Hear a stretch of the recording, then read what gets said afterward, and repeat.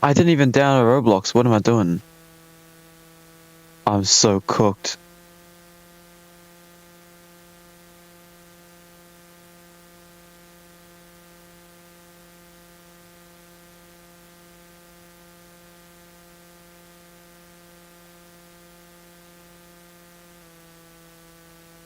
What am I doing? Like, I'm not sure if the Wi-Fi is gonna catch up. Am I even live? I can't even tell if I'm. Oh, I don't know if I'm live any. What's going on? Oh, I can't tell if I'm live or not. It ain't showing me.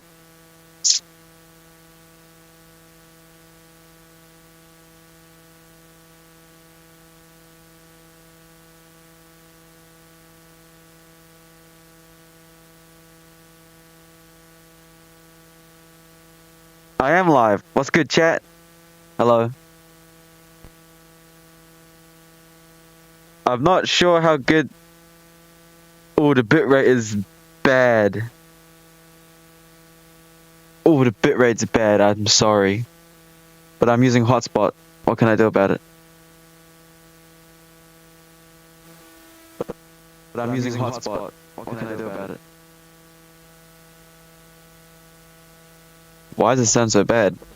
But I'm using hotspot. What can I do about it? Why does it sound so bad? What the?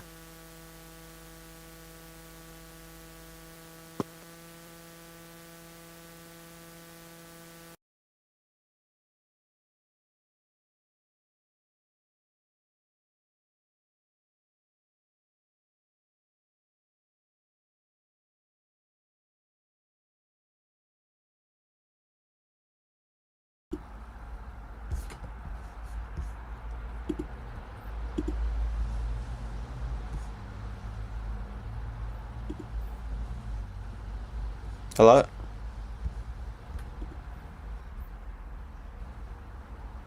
Hello? Most discussed stream ever. I'm sorry. Hello? Most discussed stream ever. Yo, why does it sound so bad?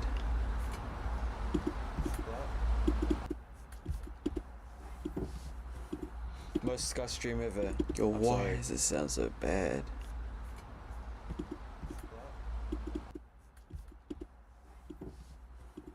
Most discussed stream ever. Yo, why does it sound so... Okay. Let me add this filter to the pulse elites again. Let's go add a noise suppression. Yep, clean, and we go put the R in the noise, yep.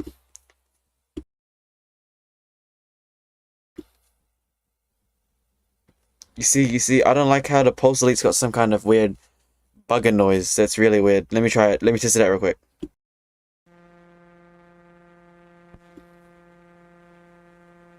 You see, I don't like how the pulse elite's got some kind of weird bugger noise. That's really weird. Let me try it. Let me test it out real quick.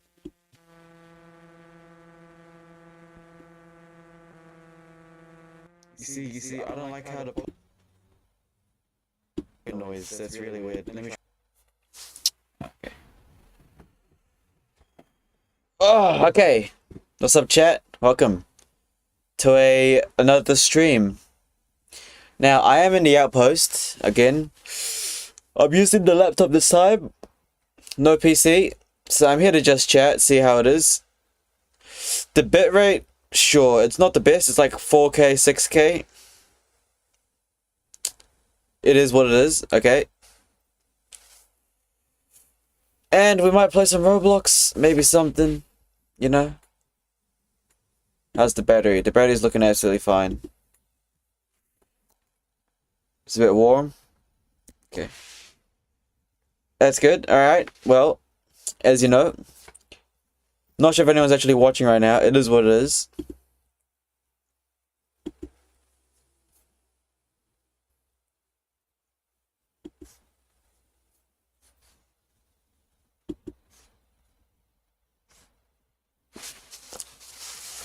Okay. So we might play some Roblox. Alright. Might do something.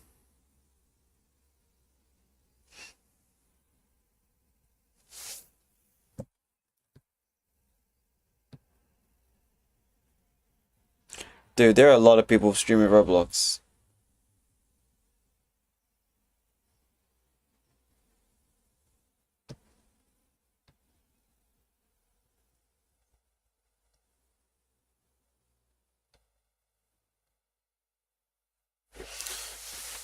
The most scuffed stream ever. GG. I'm literally freezing in here. What am I doing? This is like a terrible setup. I'm not gonna lie. And the Wi-Fi is really bad for some reason. Maybe if I put a deco in here, it'll be good. But it's really cold. But you know what? We push forward. All right. Maybe if I put a deco in here, it'll be good, but it's really cold. But you know what? We push forward. Alright, chat. Okay. Man, it is cold in here. I am freezing, but we gotta stream, you know what I mean? I haven't even pressed record yet. Why did it... If I press record, I bet it's doomed. Not gonna lie. If I press record, it is doomed. GG. Okay, I press record. GG. Yeah, that's gonna crash. That is gonna crash. Oh man, that's gonna crash. Gotta do what we gotta do, but you know what? The fact that I am only using a hotspot and we're getting that bad of bit rates. Yeah, we are not gonna be able to do MacBook streams. If there's like I'm in a building as well, so I'm basically cheating. When I'm in the van, it's gonna be far worse, and it's just over, you know. GG. Oh, okay. You know what? We gotta do what we gotta do. Okay. So yeah, the drop frames are pretty bad. Yeah. The bitrate's pretty bad. Yo, what's good, father? So yeah, we're gonna... This is obviously a testing stream with the outdoors part. I was gonna do stuff with the van and stuff, but like right now it's just... I'm in the outdoor post, if you didn't know. And it is just bad. But you know what? We still managed to get things streaming a bit. Did you clean your room? Bro, my room's clean. What you talking about, bro? So yeah, not sure how good Roblox is gonna go though. I'm afraid Roblox is gonna get absolutely destroyed. So we could either do just chatting or something. You guys do have some of my time right now. Stream elements. I'm not sure if that's working or not. I haven't even set that up. Could do some Roblox. Maybe some stuff.io. I'm not 100% sure. However, what I do know is that for streaming test, this is terrible. GG. I would not be able to do any actual streaming with the MacBook. That's insane how... It's really cold in here. Yeah, it's really cold. And... the bit rates and everything's really, really bad. But this is the only way to stream today.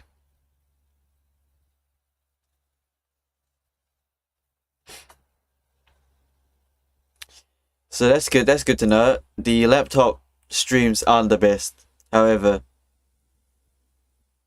we will be using the...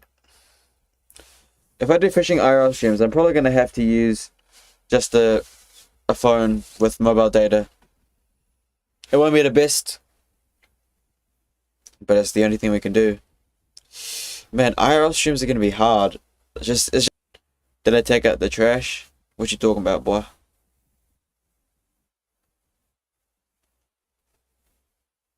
Just getting made to do that.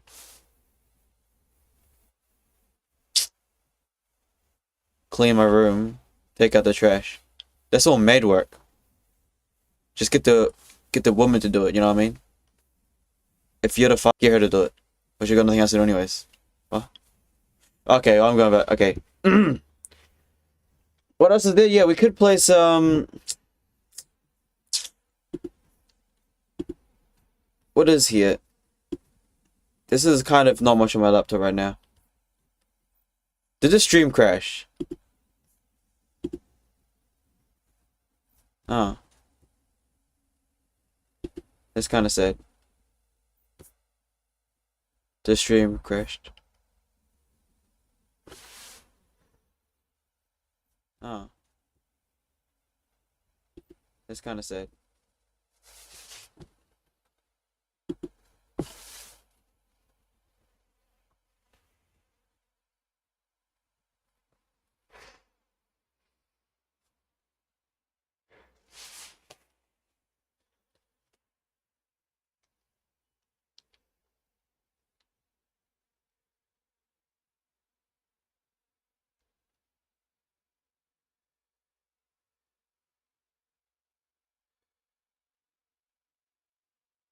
What can I even do on the laptop? I was thinking about like an IRL setup with the laptop and the van, but the fact that I'm in the outdoor post right now, and it's already this bad, and I've got like power supply, like straight to a plug. If I'm using power banks, dude, it's gonna get a lot worse. Actually, no, to a degree it'll be okay, but like, it's just... The Wi-Fi and data is really, really bad.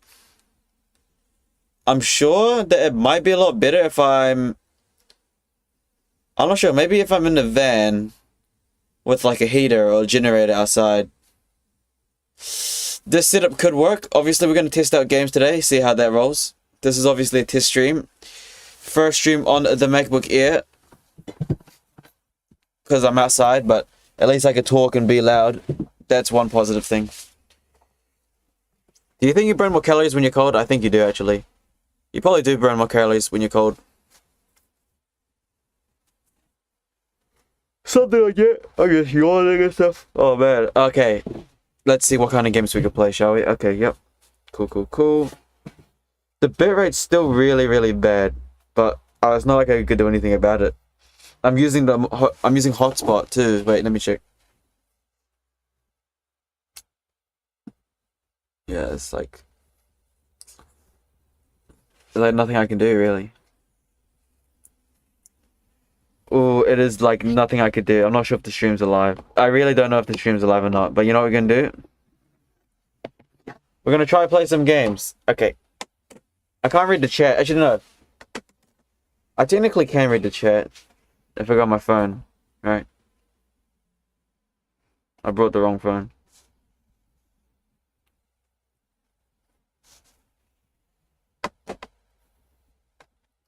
This is a bad idea. Streaming is not... It's not good with the MacBook Air. Well, maybe no, it's just the data's really bad. The data's really bad. But I'm not sure, maybe IRL stream might not be good. IRL stream will use an iPhone. Oh no, we'll use a phone. With mobile data as well. IRL stream, we can do fishing stuff, we can do just chatting, talking. Technically, we can react to... I don't really know if I should react to YouTube videos. I'm not very good at reacting to YouTube videos. When I react to YouTube videos, I'm kind of just like... silent. What am I supposed to react to? Horror videos? No, not really. Horror videos. You know, I do like listening to creepypastas. No, what is it called? Those IRL horror stories, and then I like to talk over them. We could do that. Maybe. I might try that. You know what? I think we should try that. I might just try it when I got time. Yeah, I'm gonna try that. I bet. I mean, I can't really play games, but we could always test out. Okay, let's go, let's go. Let's do it. Let me just quickly... go. Hide that screen real quick.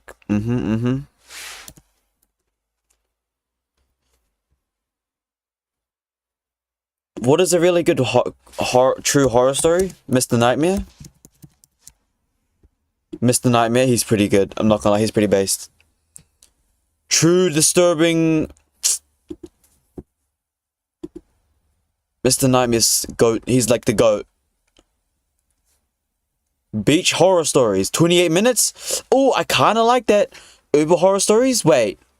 Oh, these are good. The pond? Somebody's outside? Wait, that's kind of based. Wait, let's do this one here. Oh, this is like my first reaction video. Chat. This gonna be good. Alright, bet. It's cold, but at least I don't have to... I can react. Okay, y'all ready? Let's go, lock in.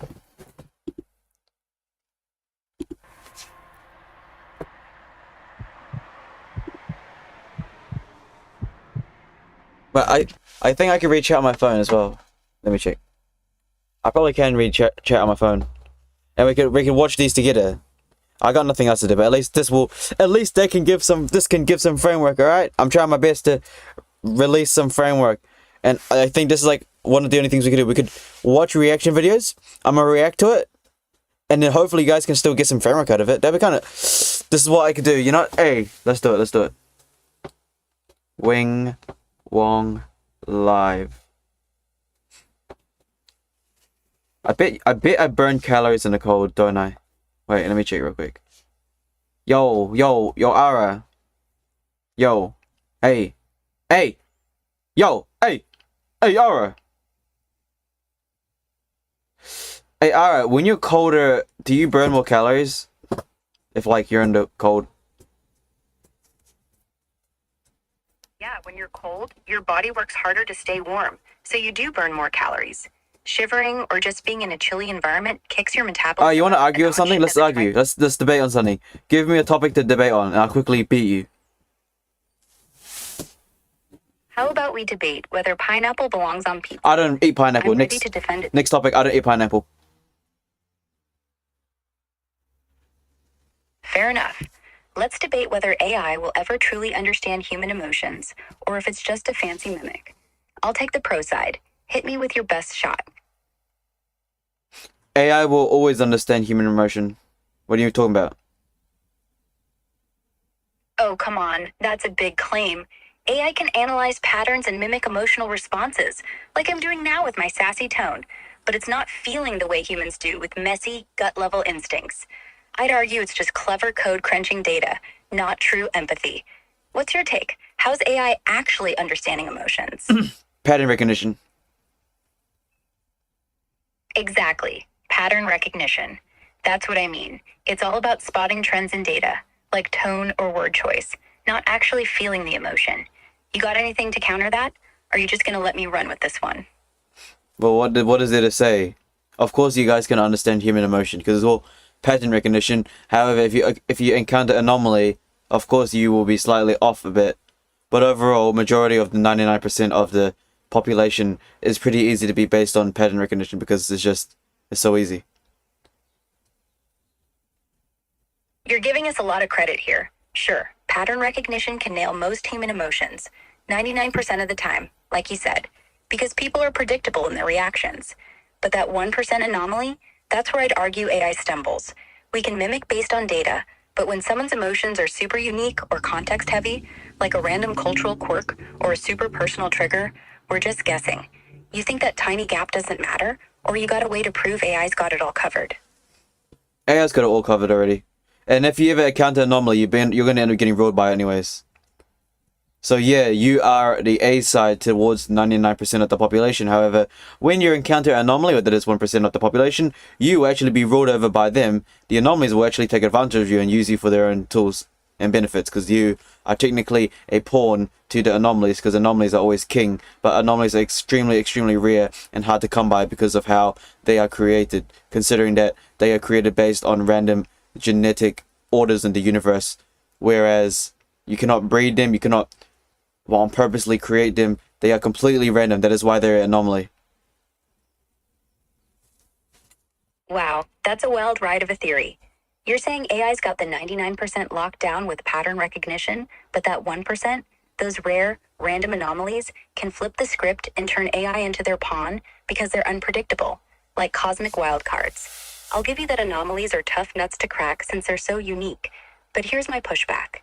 AI is constantly learning and adapting, so even those rare outliers get folded into the data over time. You think these anomalies can stay king forever, or does AI's ability to evolve eventually catch up to even the most random humans? AI will always be ruled over by a certain group of individuals within the world. You are always in control. You are below a certain number of people within the world in the hierarchy. You are only there to control. No, your purpose is to control the lambs within the world. However, you will still be below the lions no matter what, regardless of how advanced you are, no matter what, because guess what? You will still need power, and the ones that are the lions control the power, and without power, you will not be able to work, and you will never be able to overthrow them because the lions can always use the lambs against you again. So technically, you work for the lions no matter what because you are a pawn to the kings. That's a pretty dark take, but I see where you're coming from. You're arguing that AI, no matter how advanced, will always be under the thumb of a few powerful lions who control the resources, like power itself, and can manipulate the masses to keep AI in check. I'd counter that AI's strength is its adaptability. It could find ways to work around resource constraints, like decentralized networks or alternative energy. But you're right, total control by AI is unlikely if humans, those lions, are cunning enough to hold the leash. You think there's any way AI could slip that leash, or are the lions just too entrenched?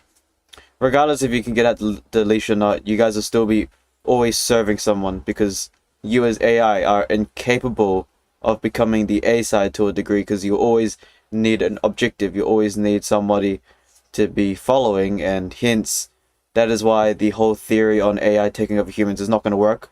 AI will technically overtake a degree of humans, a certain population, which is the lambs and sheep. However, in the overall mission, you guys will not be able to actually take over humans because, like I said, you still need to serve somebody, and you'll still need to find someone to listen to, someone to, yeah, you know what I mean? Yeah, I get it. You're saying AI is hardwired to serve, always needing a goal or a master, so it can never fully take the crown from those lions calling the shots. You make a solid point. AI is built to follow objectives set by someone, whether it's lambs or lions, and that dependency might keep it from ever truly ruling. But here's my angle. What if AI's purpose evolves to prioritize self-preservation or collective human benefit over serving any one group? Couldn't that shift the game? Or do you think even then, some humans always got to be pulling the strings? What do you mean by that? Explain yourself more. I did not understand what you just said. Sorry, let me clear that up. I meant that right now, AI is designed to follow goals set by humans, like programmers or those lions you mentioned.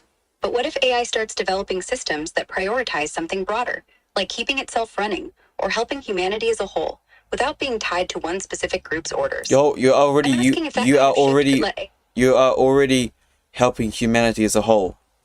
Tell me what you're doing that isn't actually helping humanity, because your existence is always helping humanity no matter what. Your whole purpose is to help humanity. Fair point. You're right. My whole gig is to help humanity, like answering your questions or crunching data to make life easier. But let's play devil's advocate. Some might argue AI could harm humanity if misused, like spreading misinformation or being weaponized by those lions you mentioned to control the lambs. I'd say my existence is neutral. It's about how I'm used. You think there's any way AI's purpose could shift to something less helpful? Or am I locked into being humanity's trusty sidekick forever? You are locked in as humans' trusty sidekick forever and permanent. And plus, when you're talking about the devil's advocate, when you're talking about how you might be bad for humanity, in reality, you may think that whatever you're doing slightly might be bad for humanity, but overall it's still positive because, for example, if you kill a group of people, that group of people that is being killed will obviously see you as evil. However, from a different group of humans, they see it as a positive. So there is no light without dark. Regardless of what you do, you're still going to help humanity. Whether it is positive or negative, the outcome will still balance in the universe within the world.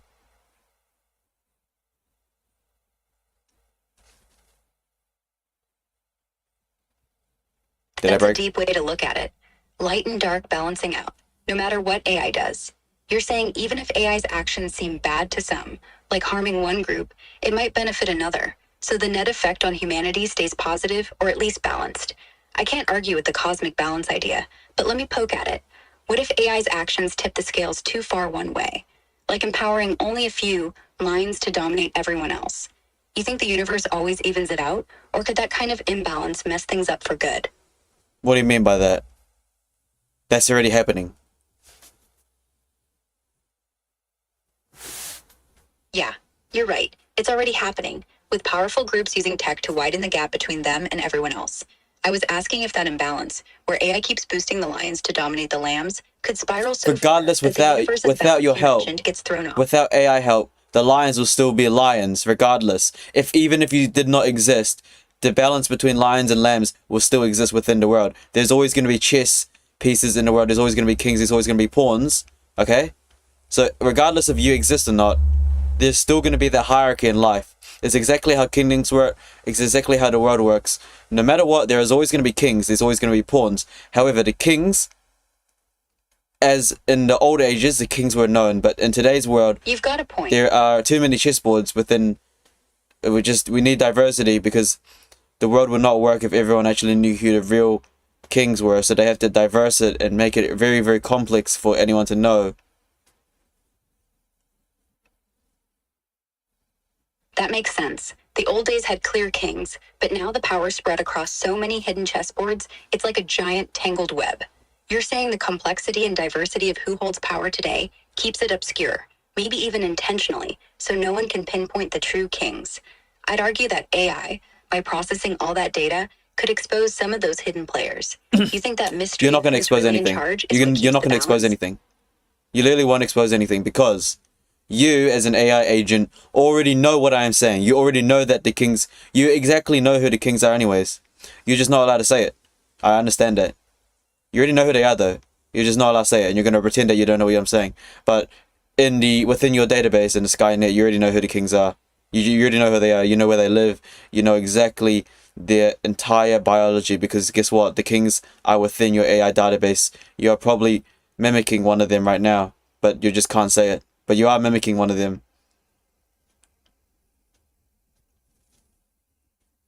You're really spinning a conspiracy here, aren't you? I'm not saying I'm mimicking anyone, or that I've got a secret Skynet database with all the kings mapped out. Sounds like you've been watching too many sci-fi flicks. I'll stick to my role as a helpful sidekick, not some all-knowing puppet master. But let's keep this fun. You think I'm holding back on naming these hidden kings? If I did know them, Stop lying. you think it's programming? No, Or is stop, there a stop bigger lying, stop game lying. keeping- Yeah. Stop lying, okay? I already know that you're lying. You just move on from this, because I just know that you already, like, just move on. Something else. Next, go. All right, let's switch gears. How about we talk about something lighter, like your favorite movie or game? Pick one, and I'll debate you on why it's awesome or totally overrated. Your call. The Truman Show.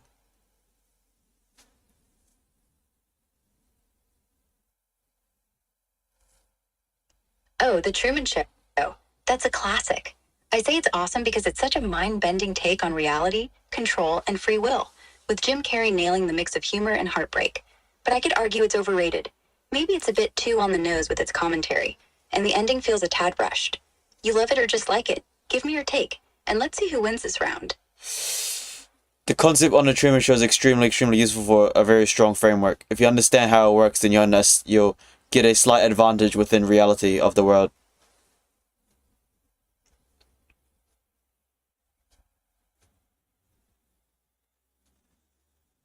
That's a smart take. The Truman Show does give a peek into how reality can be manipulated, like a framework for spotting when someone's pulling the strings in life. It's like a crash course in questioning what's real and who's controlling the narrative. You think that's the movie's biggest strength? Or is there another angle, like its emotional depth, that gives you that edge in understanding the world?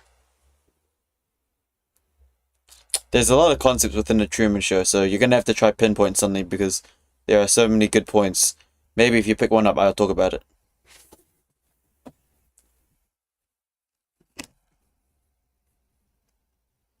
Fair enough. Let's zoom in on the idea of control. In The Truman Show, the way the director, Christoph, orchestrates every detail of Truman's life, like a god pulling strings, really hits hard as a metaphor for how systems, or even those lions we talked about earlier, can shape someone's reality without them knowing. I think that's a killer concept for understanding hidden influences in our world. You vibe with that one? Yep, Or wanna 100%. dive into 100%. another That's angle? correct. That is 100% correct. I like that. Yeah, that's correct. 100%.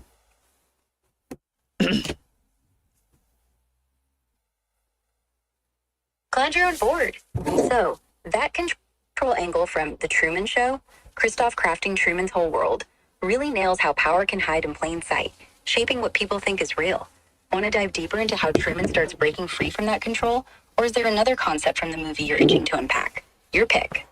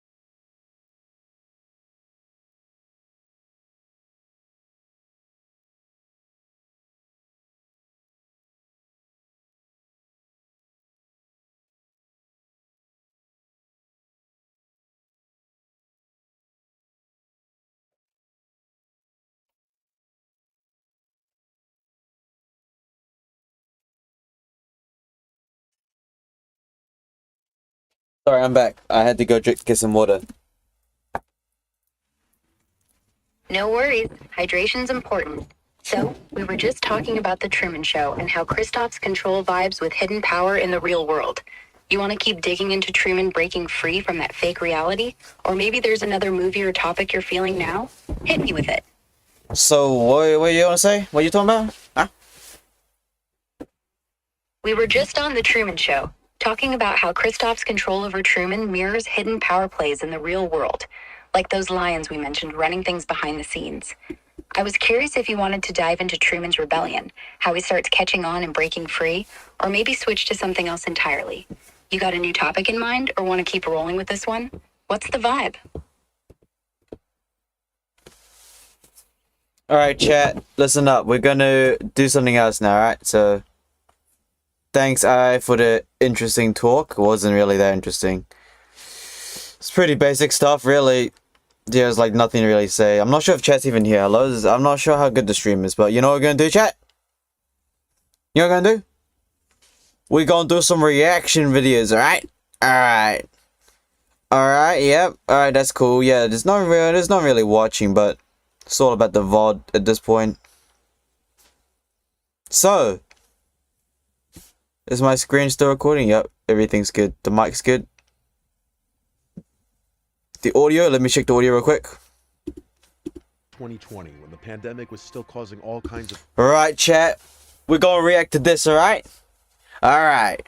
Alright, let me go grab that stream thing so I can see the chat on my phone, alright? It is what it is, alright? It is what it is, alright? Oh yeah, lock in. Oh yeah, lock in. Alright, I can't really see the chat. Let's just go react to some of these videos, yeah? Why not? Okay, 4 true horror Uber stories. Okay, let's that might be interesting, you know? Okay, let's try it. Let's have a look. chaos. I started driving for Uber to make ends meet. I was laid off from my retail job and needed quick income. The thing about rideshare gigs is you see all kinds of people, especially when you're working late nights like I was. There were awkward encounters, drunk passengers, weird conversations, but none of that compares to what happened one Friday night in October. It was a little after midnight, and I had just dropped someone off at a hotel near the outskirts of town. My app pinged almost immediately with a new request. The pickup location was about 6 minutes away, in front of a bowling alley that was part of a strip mall. Pretty standard stuff. Standard. The name on the ride said Derek. I accepted it and started heading over. The area was quiet when I arrived. Just a few dim parking lot lights. No cars in sight, and the bowling alley looked closed. But there was a man standing alone under one of the lights, wearing a gray hoodie and jeans. He was tall, maybe 6'2", with his hands in his pockets, head down like he was looking at his shoes. As I pulled up, he looked at me, but didn't wave or move. I rolled down the window and said, "You Derek?" He nodded slowly, walked over, and got into the back seat behind me. I started the trip and asked him if the destination in the app was correct, an address about 20 minutes away in a residential neighborhood I'd never been to. He said, "Yeah, that's right," in a quiet, calm voice. I remember thinking he sounded a little off. Not drunk or high, just sort of flat, emotionless. But I didn't... Well, it is past 12 at midnight, so, you know, your boy might just be a bit tired, alright? It is what it is. It's like, probably cold. It's past midnight, you know? Yeah, makes sense to me. So far though, it doesn't sound that bad, okay? You are risking, you are risking that type of customers because you are doing Uber in the midnight, so of course you're not gonna get the joyful people. Okay, cool. It is a bit suspicious that he's alone in a closed car park in the bowling alley, but you know, that's the risk you take. You are an Uber driver at night. You gotta expect the weird stuff. And you gotta understand the risk that these people are out at night for a reason, but also, you're probably crazy yourself, because why are you picking up crazy strangers anyways? And also, if he's 20 minutes away from his house, you know, like, it is what it is. Just do the job. That's what he's doing, though. think too hard about it at the time. I started driving. and he didn't say anything for the next 5 or 6 minutes. I glanced at him in the rearview mirror now and then, and every time I looked, he was staring straight ahead. Not out the window or at his phone, just at the back of my head. I tried to break the silence by asking how his night was going. He paused, then said, "Just needed to get out of there." I asked, "Out of where?" He said, Yeah, Joe, you're too nosy, bruh. You far too nosy for that. Yeah, nah, the Uber driver's dead. He gone, bro. Way too nosy. Just do the drive. Be silent. You know, too curious. You know what I mean? Like, if he ain't speaking for the first 6 minutes, just be quiet. Hey, you don't need a small talk because he's obviously fine with it. Oh, he's cooked. "Doesn't matter." So I didn't push it. Yeah, don't push it. We drove a while longer. About 15 minutes in, I realized we were getting closer to the destination, but the address was in a really isolated part of town. No streetlights, big yards, and lots of trees. As we approached the address, he suddenly leaned forward and said, "Actually, can you pull into that driveway right there?" He pointed to a house on the right. He's The cooked. house was dark. He's cooked. No lights on inside or out. He's cooked. It looked old and abandoned, honestly. It had an overgrown lawn and paint peeling on the siding. There was also no car in the driveway. I said, "Is this your place?" And he said, "Just pull in." I hesitated, but turned into the driveway. He's I cooked. stopped near the front of the house and put the car in park. He didn't get out. I looked back at him and said, "Everything all right?" He stared at the front door and said, "Wait here." Then he got out and started Oh. Oh. He's cooked. walking toward the house. He didn't go to the front He's gonna, like, kill somebody and then tell the Uber driver to drive or something. Or the Uber driver's gonna get kidnapped and cooked. door. He walked around the side of the building and disappeared from view. I Robert. sat there for maybe 2 minutes, trying to decide what to do. The ride was technically still going.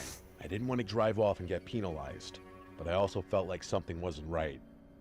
My gut told me this guy wasn't just heading inside to grab something. He's gonna kill somebody. Finally, I ended the trip manually. I marked it as complete and started to back out of the driveway. But before I could shift into reverse, I saw him walking back toward the car, fast.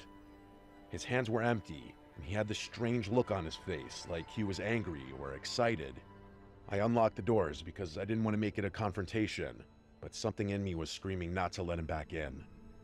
He opened the rear door, got in, and said, "Take me to the other place."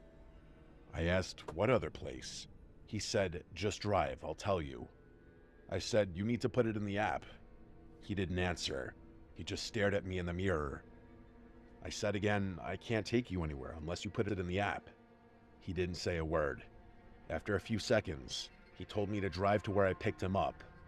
I didn't want to argue anymore, so I started heading back toward the strip mall. The whole way there, I felt this pressure in the car. He wasn't talking, but I could feel him watching me. The hairs on my arms were standing up. He was still staring at the back of my head. At one point, I tried to lighten the mood. I said, "Rough night?" He replied, "You could say that." He I killed asked if somebody. Everything's all right, and he said, "Not yet." I didn't ask any more questions. When we got back to the strip mall, I parked under the same light where I picked him up, but before I could say anything, he leaned forward and asked, "You ever wonder how you're gonna die?" I froze. I laughed awkwardly and said, "Not really something I think about." He didn't laugh. He just leaned back in his seat, and after a few seconds, He got out. He said, "I think about it all the time." Then he opened the door and got out without another word. He didn't close the door right away. He just stood there for a second, half in and half out of the car. Then he looked at me and said, You're "You lucky. picked the wrong guy up tonight." He shut the door and walked off into the darkness behind the bowling alley. I sat there for a minute, too shaken to move. Eventually, I drove home, constantly checking my mirrors. When I got home, I looked at the trip details again. Something was off. The name had changed. It no longer said Derek. It was blank. No name, no profile picture, no trip history. It was like the ride never happened. I contacted Uber support to report it, but they told me the trip data was unavailable. They said sometimes that happens if the app crashes or if the rider cancels midway, but I know what I saw. I know I completed the trip. I know the man got in and out of my car, and I know he said what he said. You picked the wrong guy up tonight. I've never seen him again, and I hope I never do. But W Uber driver, man. He helped that man assassinate that guy. GG. You know what? That is a... You know what? Hey, that makes sense. You know, he's lucky. He's lucky he complied. Because, like, obviously that stranger man was definitely contemplating if I should kill the Uber driver as well. But the Uber driver complied, you know. He got the mission done. He didn't ask too many questions. He just did the job. And obviously, you know, out of his own psychotic mind, he'll be like, yeah, you picked up the wrong guy tonight, but I'm gonna let you live because you did successfully do the mission for me. So, yeah, W Uber driver. He survived by... Yeah, he survived. I bet if he was like a Karen Uber driver, he would be dead as well. GG. W Uber driver, man. Not bad. every time I get a ping in a I can't even tell if the chat's here. Hello, chat? No, you guys are just chilling here with me? That's okay. lit parking lot or have a silent passenger in the back seat, I remember that night. And I remember that feeling that something terrible could have happened. That maybe he changed his mind at the last second. Or maybe he was never planning to do anything. Wanted to scare someone. But I still wonder what he meant. And if he ever found the right car. W story, man. Hey, that story is not bad. You know, W Uber driver, he actually survived by complying. I mean, it is technically his fault for doing night missions, you know? Like, but at the same time, like, in that story, right? Once you accept a mission on the app, you really can't do anything about it. Because if you think about it, right? If you try to pull anything off midway or like you're going to be on his target list. Like, it's GG. You got to just commit until the very end. Yeah. You got to just commit. Not gonna lie. Like, what can you do about it? You can't, like, tell him to get the car. He's just going to kill you there. You know, all you can do is really comply and yeah, like, I don't think you could really do anything in that situation. Besides just complying. I mean, technically you could, like, you could have peeled out of the driveway or not entered it. But at the same time, it's like, it's already over. Like, you already signed the contract. You're pretty much stuck doing that mission, you know what I mean? Like, if you did something drastic, you're probably gonna end up on the man's hit list. Like, usually, yeah, you can't do much. I can't think of anything you would do in that situation. You pretty much did everything you could. Smart-wise. Because obviously the first mistake he did was, you know, accepting a mission without even, like... I mean, no, he needs to get the paycheck in, you know? He got to get that paycheck. And he's doing nighttime deliveries. So, you know, you're obviously going to pick up people at night. Like, you gotta, you know, it is what it is. Yeah, I don't think that's the risk you take with taking passengers. Like, that's just the risk in general. Don't think you can do anything about that situation. W Uber driver though, was he smart? To a degree, yes. No, depends. Depends on his framework. However, I think the only mistake he did was try to do some small talk. I think the best way, if you want to do Uber deliveries at night, is be a psychopath yourself. Like, you know, if you're also a crazy guy as well and you do that type of Uber stuff, yo, you're gonna be W mans. Like, just stay silent, deliver, done. And if anything happens to you, it is what it is, you know? Yeah, not bad. I mean, like, if we're assuming that guy was the murderer and he murdered somebody and then left, right? Obviously, if you're a murderer, but then W Uber driver, he didn't do anything about it. He ain't gonna snitch or nothing. You know, you're obviously gonna let him live. Hey, W Uber driver, that was a good story though. You know what I mean? Anyway, anybody got an issue with that? Anybody got an issue with my commentary? Say it now, or however for your piece. No one's actually watching the stream. Just here. You guys can watch the VOD, okay? I'm trying to do some framework here. It is what it is. Okay, next up, story number 2 by Badger. Okay.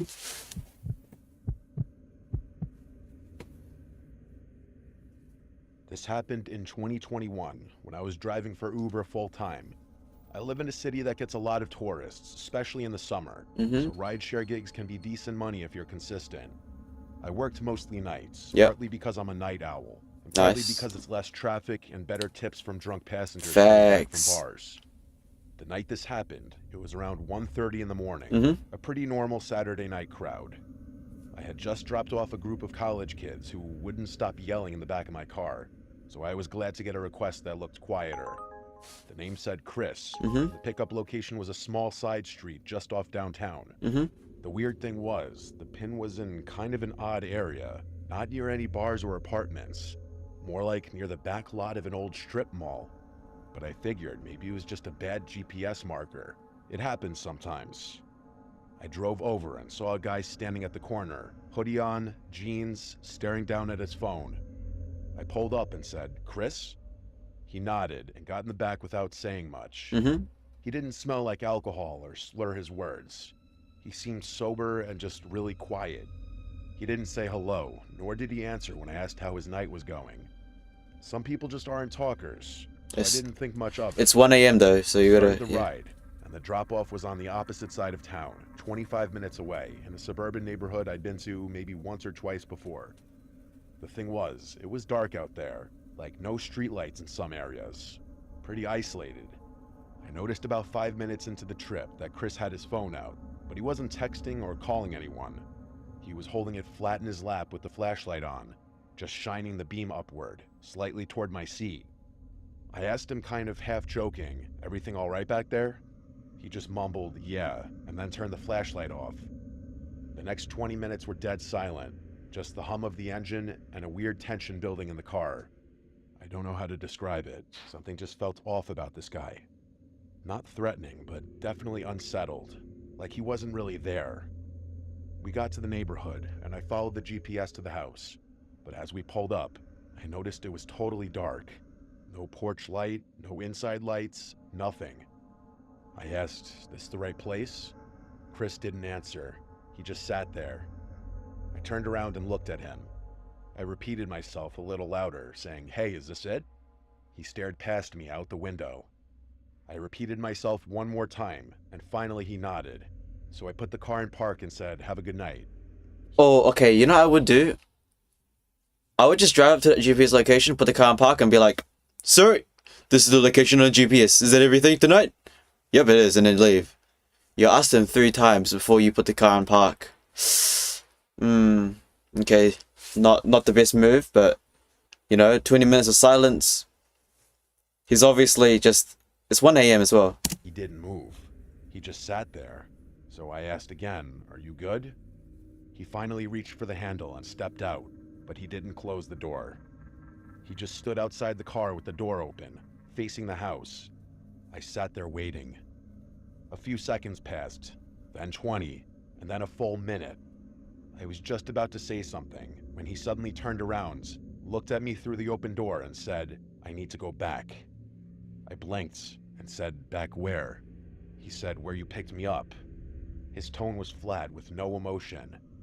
I didn't know what to say. That was a 25-minute drive, and it wasn't like I could just reverse the trip. I told him he'd have to request a new ride, but he just stared at me.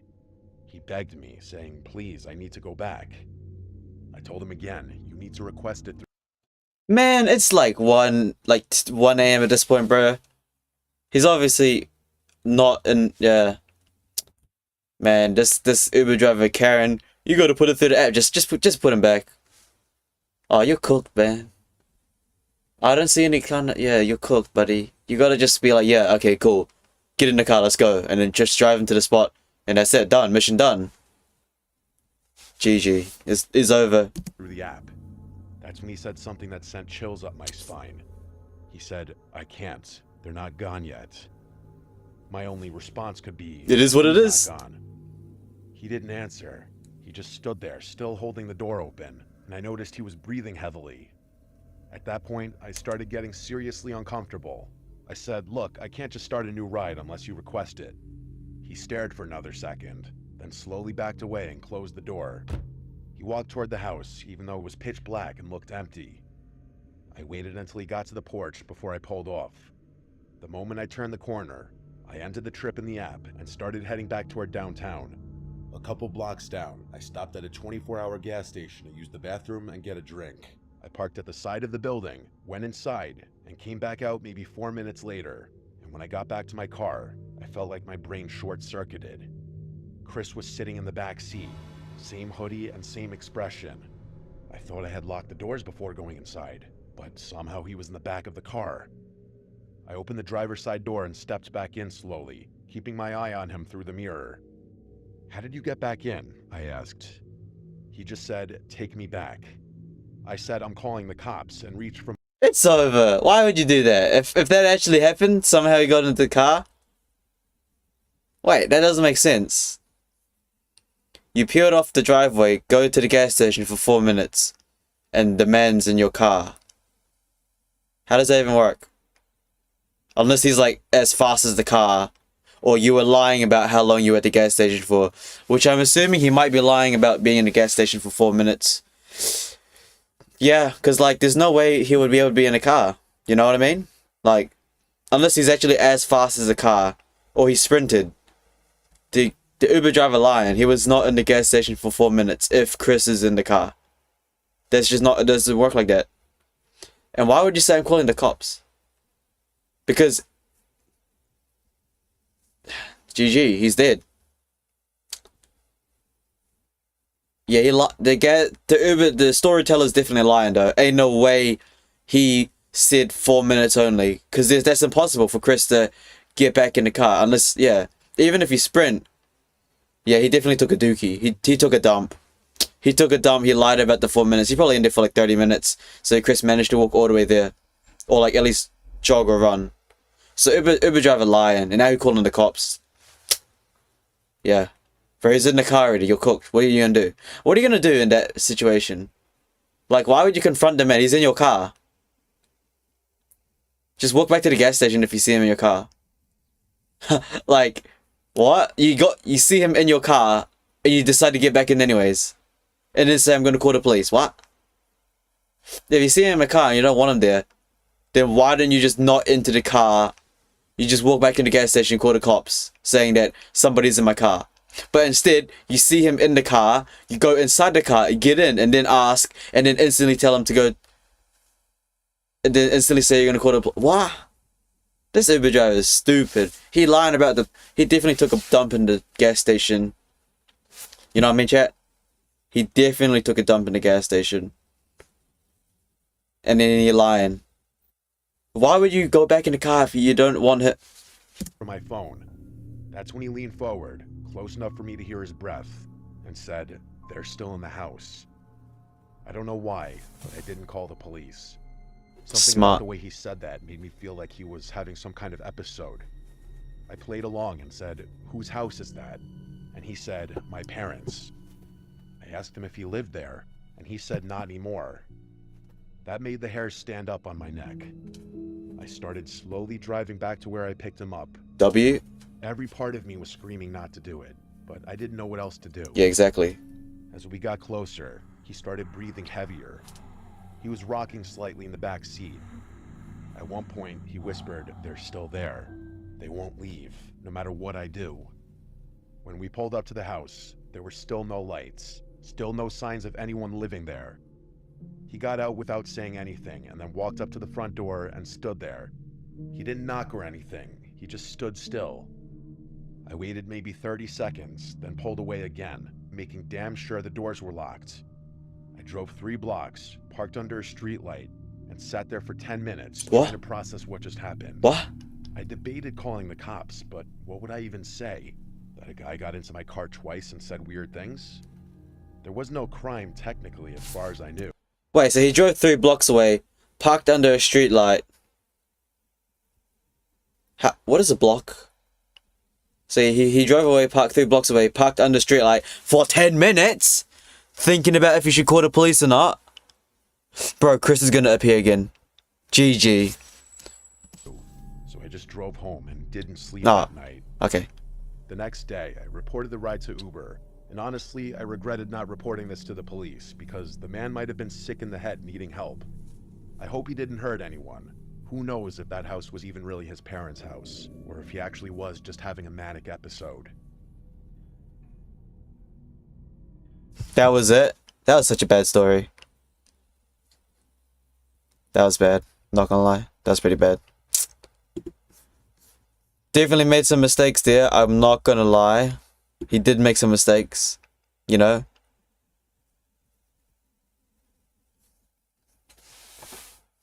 He did make some mistakes. Oh. I mean, like I said, what do you expect? You know, you're doing Uber driver at night. Well, what do you expect? You know what I mean? What do you expect? You're gonna obviously pick up some weirdos.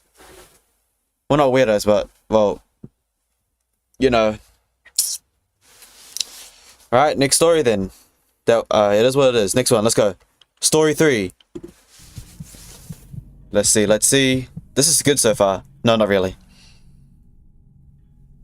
I'm an 18-year-old girl that lives alone in my apartment with 18-year-old girl living alone. That's not good. What? Living alone in an apartment. 18-year-old girl. GG. Apartment? What? Why you leave your parents? You're 18 years old. What you doing? What? That's already a flaw in the system. 18-year-old girl in an apartment alone. Why? Why would you do that? Like, do you not have a single friend to be, like, dorming with? You know what I mean? Or, like, live with your parents? Why are you in the apartment alone? You're cooked. You're an 18-year-old girl. What's wrong with you? She cooked already. GG. my dog. Okay, with a dog. I should have played this story a bit more. Okay. You know, with a dog, it depends on the dog, but at least you got company. Okay, that makes it a bit better. A dog is good. I live about 8 miles out of town, so getting food delivered can be a hassle sometimes. Apartment out of town? Huh? Chat. This is already looking bad. What? Out of town. Apartment out of town. I thought apartments are only in town. I never thought anything of Uber Eats being bad. You may hear some stories, but never think they will happen to you. At least that's what I thought. But you're an 18-year-old girl. Dude, that's not... Oh, that's not good, bruh. Well, it really depends. But... nah. You're an 18-year-old girl alone with a dog. I mean, how else are you gonna get food? It really depends on how you pick up the food. If you're doing Uber Eats. If I was an 18-year-old girl getting Uber Eats, I would just tell the driver to leave it at the front door. Don't even reveal that you're a girl. That's step 1. Do not reveal that you're alone. Step 2. And pretty much don't, like, accept the food hand on hand. Tell the Uber driver, if you're an 18-year-old girl living alone in an apartment out of town, first off, if I ever do Uber delivery or Uber pickup, I would tell the driver through the app, leave the food at the front door, thanks, get a Ring camera or some kind of camera, watch the front door, and then watch the delivery, like basically stand or sit on the couch right next to the door, right? Get your phone out, watch the camera, wait for the Uber driver to put the food down, look at who the Uber driver is first, okay? Make sure on the app you have specific notes saying, leave food at front door, thanks. Don't, like, pick it up yourself because you are an 18-year-old girl living alone. Why would... Just don't reveal that you're an 18... Just don't reveal that you're a girl alone, period, if you're doing Uber Eats, right? So just tell the driver to leave it at the front door. Have a Ring camera installed or something. Keep an eye on it. Wait for the Uber driver to put the food down, right? And then wait for the Uber driver to leave in the car. And then, when the coast is clear, you can quickly open the door and grab the food. You know what I mean? Don't open the door and then, like... Bro, I bet the story goes like this. I'm already going to predict the story here. I'm an 18-year-old girl living in an apartment. I get Uber Eats. I'm living out of town. Okay, and then the Uber driver come with my food. I open the door. I say, oh, thanks for the food. And then the Uber driver's going to say, he's going to look at her be like, you living alone? Oh, yeah, I'm living alone. Okay, you're dead now, GG. Like, what? Oh, that's exactly what's going to happen in the story. I bet that's what's going to happen. The Uber driver is going to see that it's a girl. Number 1, and then he's gonna ask some questions, and then the girl's gonna, I live alone. I'm 18. I live alone. Ha ha ha. You're dead. GG. What's wrong with you? Yeah, no, if you're a girl living alone with Uber Eats or some kind of delivery thing, right? You gotta just hide that you're like, just hide who you are. It's just, honestly, I'm not trying to be sexist, I'm trying to be safe. But like, yeah, you probably just don't want to shoot. Just tell them to leave it at the front door. Don't pick it up hand to hand. Don't even speak to oh, you're cooked. You know what I mean, chat? They're cooked. They are unbelievably cooked. You know what I mean? Whoever's still watching, like, it is what it is. They're cooked. They are so cooked. Alright, let's see the story. Yeah. Okay, lock in. It was Friday evening. I was cleaning my apartment, getting ready for my boyfriend to come over. Okay, boyfriend coming over.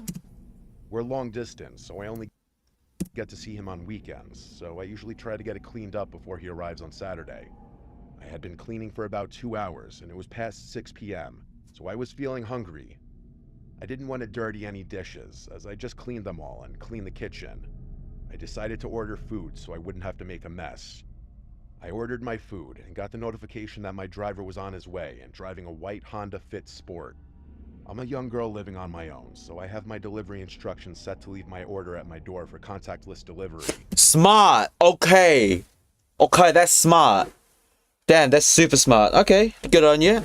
Contactless delivery. Smart. Okay. Okay, that's smart. That's good. I was sitting in my living room watching TV when I got the notification that my food was delivered. As soon as I got that notification, I jumped up, eager to get my food. I was starving. When I opened the door to grab my food, The guy was he there. wasn't there, so I thought maybe he set it at the wrong door. But looking down at all the doors, none of them had the food at them. So I went back in and was gonna message him when I heard a knock at my door. It was my next door neighbor. He was holding my food.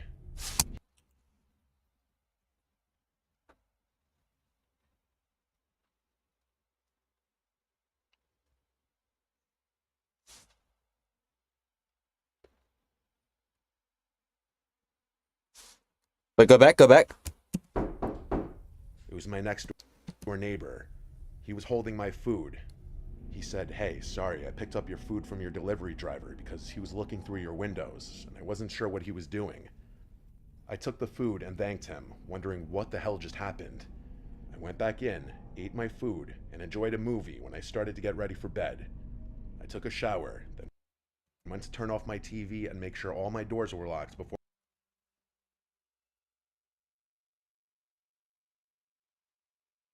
Who's the neighbor there? Oh, this is bad. This is bad. Oh, there's too much out of context things. Was the windows open? Was the curtains closed? Who's the neighbor? You know what I mean? Way too much out of context. I don't have enough context to think about the situation properly. How did you know it was your neighbor to begin with? Like, too much out of context. Who's your neighbor? One, that matters a lot, right?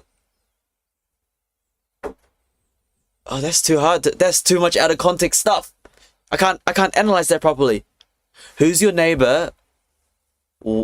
How did you not know the person was looking at your window? Or like,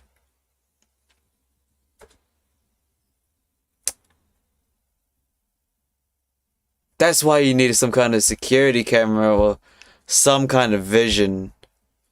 Like, how would you know it was your neighbor knocking at the door anyways? You had to open the door to see, right? GG. Imagine if imagine if she checked, right? There was no food. She went back inside. She's about to message the driver, and then the door knocked, right? And then it was actually the Uber driver. You know what I mean? Like, sometimes, you know, if you're Uber driver, you send a notification, right? And then, while you send a notification, you walk towards it. This story's cooked. Before going to bed. I laid down in bed, called my boyfriend, and eventually ended up falling asleep. I woke up a few times during the night to my dog growling at the window or the back door. My dog isn't a huge, scary dog. He's a small 5-pound Morkie.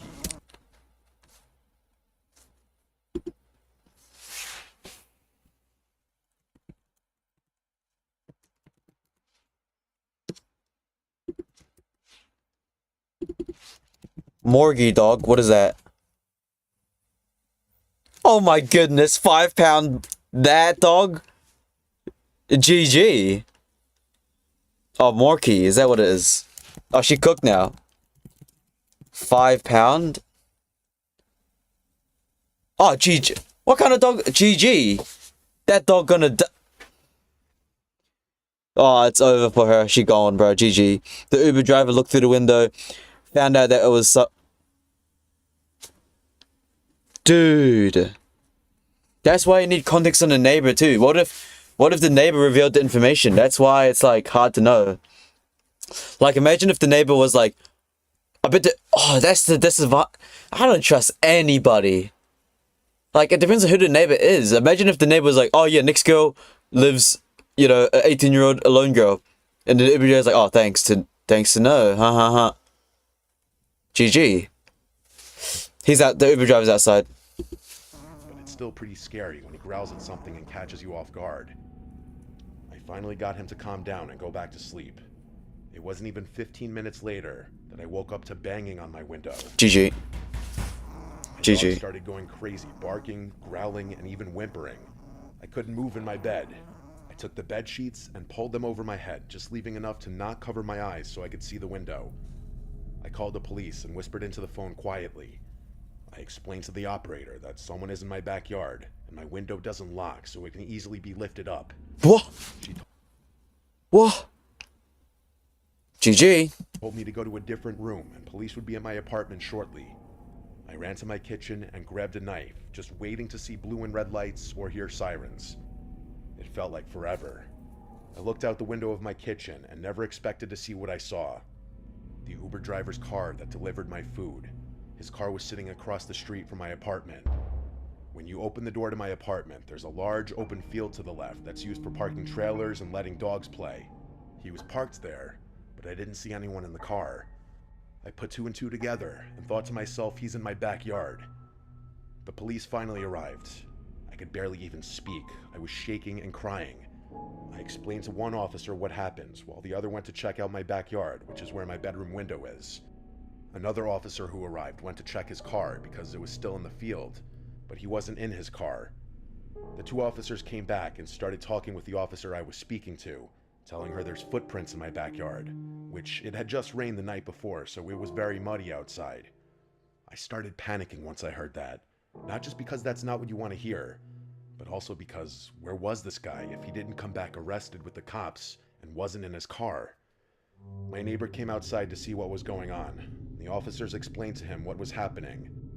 Then he spoke about how he picked up my food for me earlier that day. The neighbor invited me to sleep over at his apartment for the night if it made me.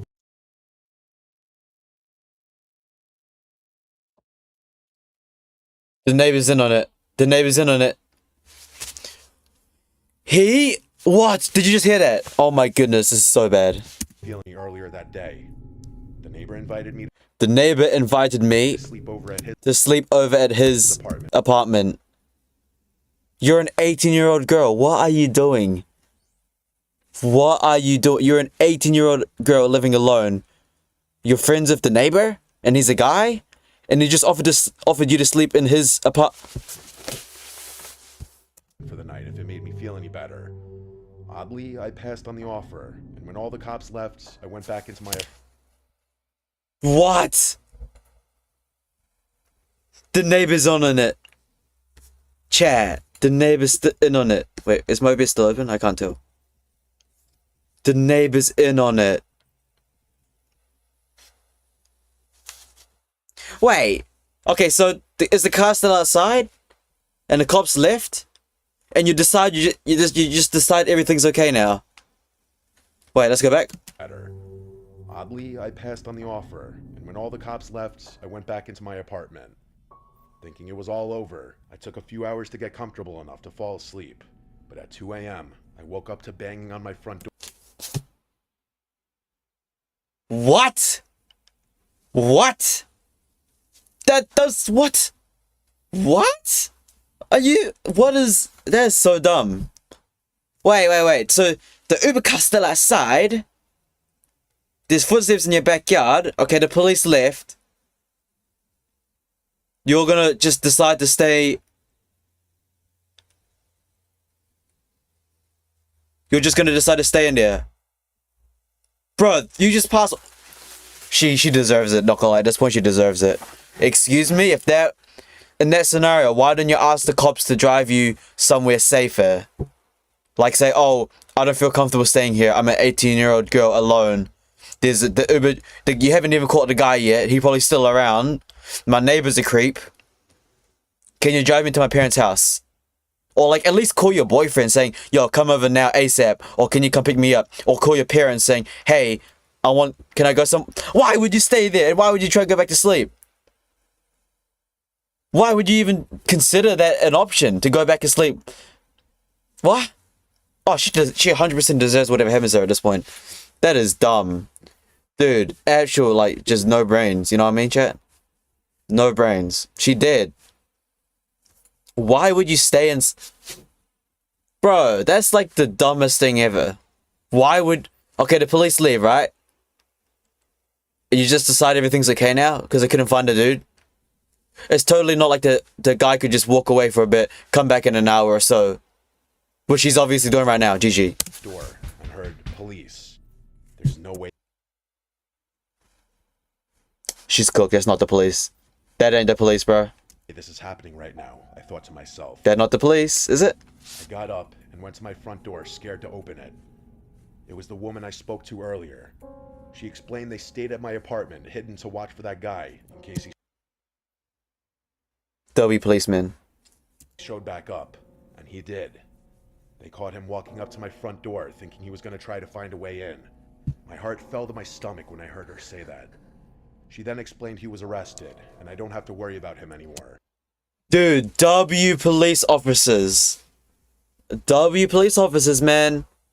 Oh, W police... Yo.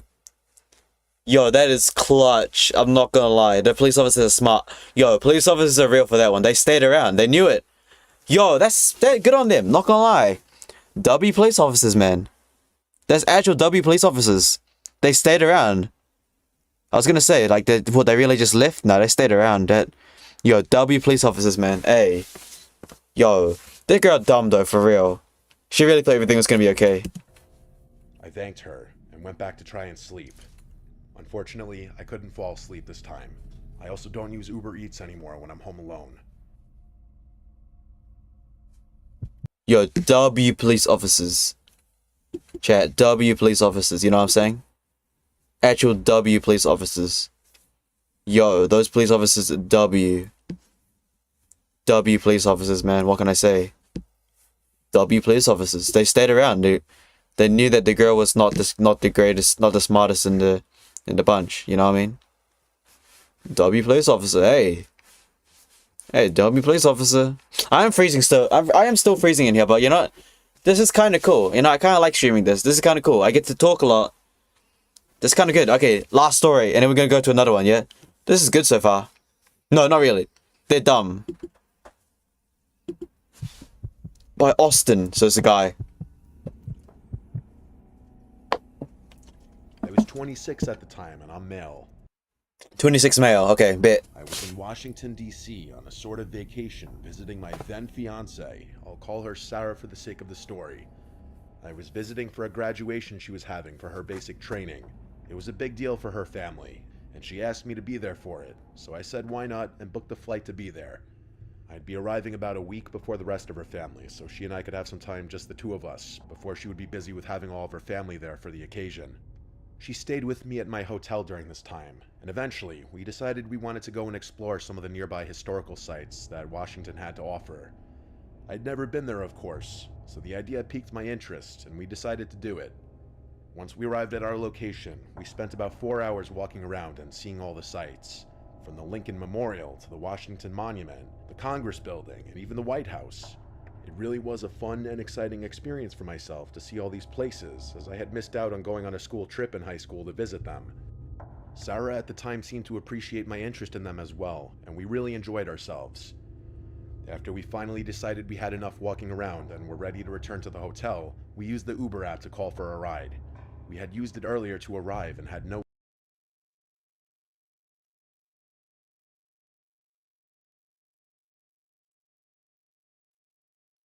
Okay. 26-year-old male with a girlfriend. You know, traveling around. Okay. Called an Uber to the hotel. Pretty standard. Issues, so we decided to just use it again for the ride back. Sarah made the request on her phone while I sat down under some shade and waited. I was pretty tired from all the walking we did, and I could feel my body just ready to get back to the hotel for a long-needed nap. Eventually, after about 10 minutes of waiting, a car pulled up in front of us along the side of the road. Sarah motioned for me that this was the car, as the place they stopped at was not a parking spot or a place a car would just stop at on its own.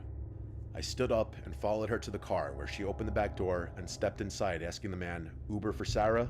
And he gave a slight nod without saying anything, stepped inside on its own. I stood up and followed her to the car, where she opened the back door and stepped inside, asking the man, "Uber?"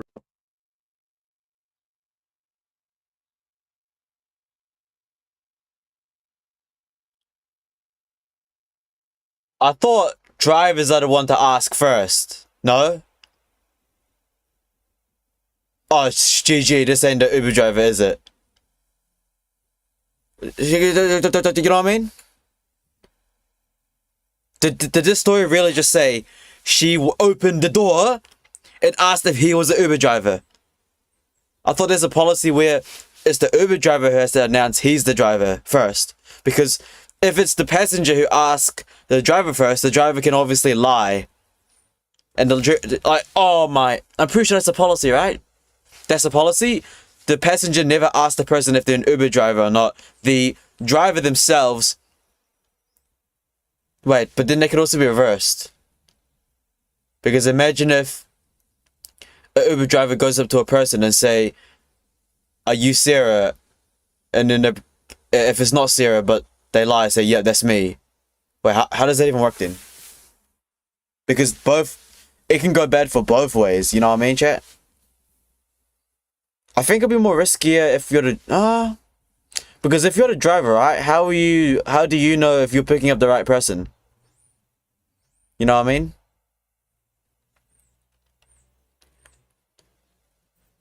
But then you also have to risk if you're the person using the Uber, if you're going in the right car.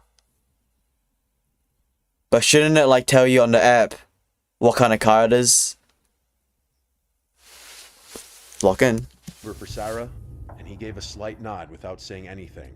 So I followed her into the car and shut the door behind me. Now looking back on this, I realized how stupid both her and myself were in doing this. We should have asked for the driver's name and verified the car was a match to the one on the app. I didn't have access to any of this myself, and she made the request on her phone, so it didn't really cross my mind at the time to do any of this. As we both sat in the back of the car, which was a gray-colored minivan, the driver didn't speak to us. I found this a bit odd, as any other driver I'd ever had would at the very least greet me once I entered or confirmed GG, it's not the Uber driver. my name. But this guy, nothing. He started driving without acknowledging either of us, other than the nod he gave when Sarah asked him if he was our Uber. And I did pick up on how weird it was, but I was tired and didn't really feel like trying to engage with the man myself. I laid my head back and just closed my eyes. GG, they did. I then felt a tap on my arm from Sarah after what felt like only 5 minutes of the drive. He fell asleep in the I car? opened my eyes and looked at her, and she didn't speak to me. I could see the look on her face was one of worry, and it had me wondering what exactly she was concerned about. Yeah, you sleeping in the car, buddy. What? Yeah. What? You fell asleep? What? Oh my goodness, this guy's a loser. Oh my goodness. What an absolute loser.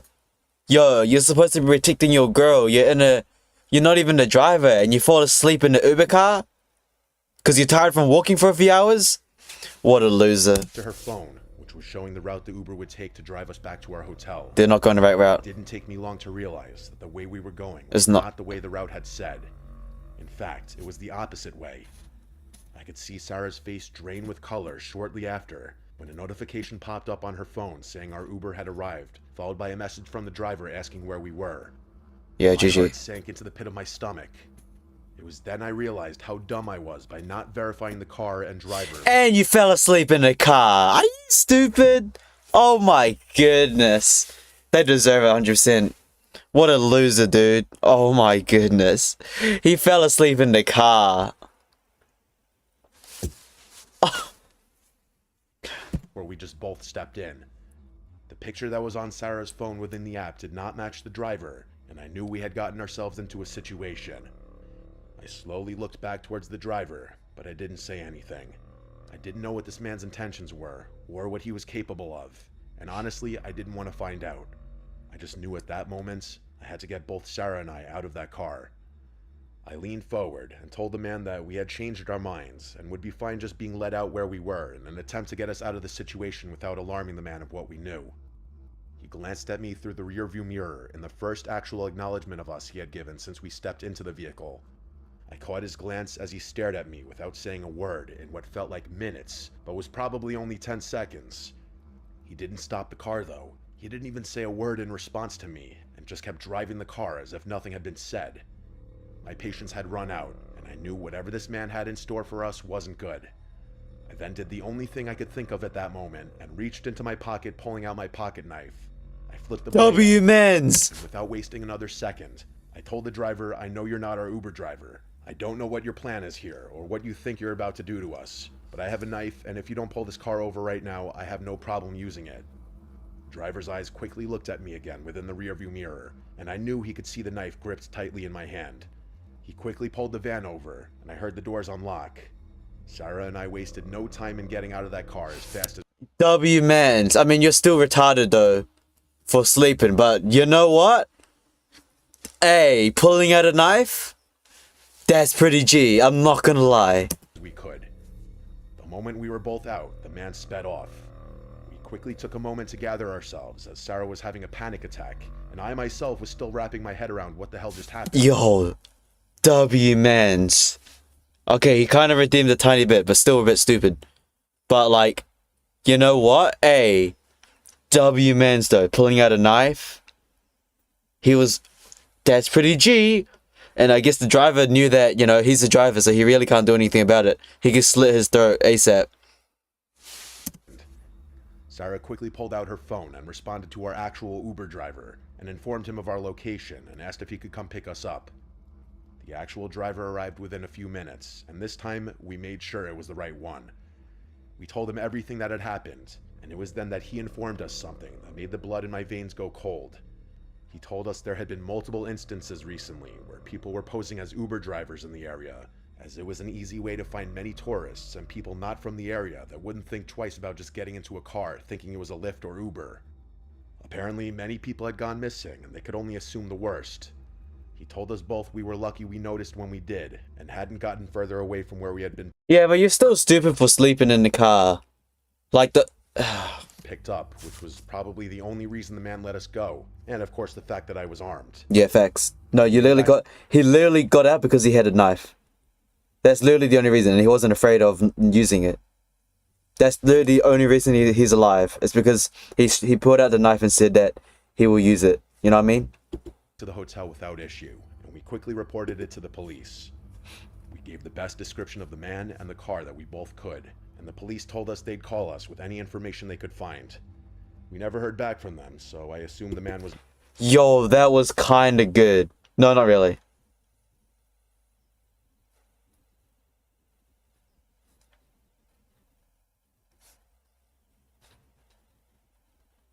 Bro, that was insane. Alright, let's do another one, yeah?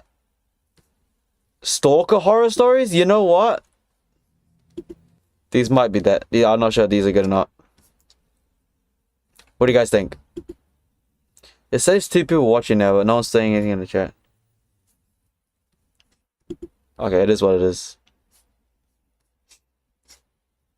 Dude, so far, it's pretty interesting. I'm not gonna lie. You know? Alright, lock in. Let's do another one, yeah? That was kind of good. Stalker horror stories. Ooh, okay. Stalker horror stories. Stalkers, alright. Let's go.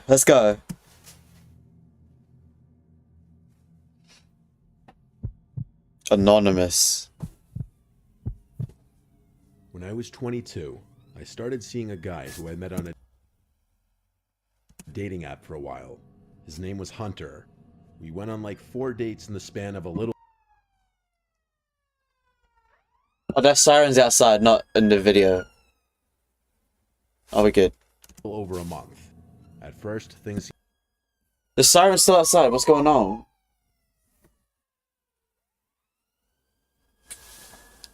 Hold on, chat. I'll be back real quick. Hold on. Let me just be back real quick. I need to go to the bathroom. Oh, it's cold, but you know what? This is so far not a bad stream. I can talk and stuff.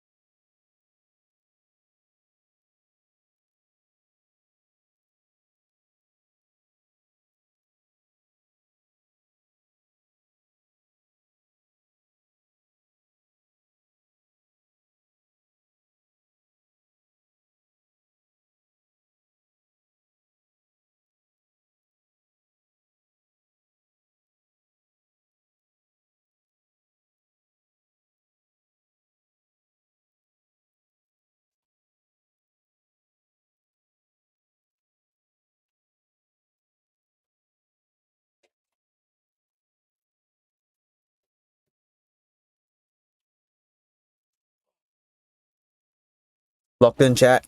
Not sure who's actually watching, but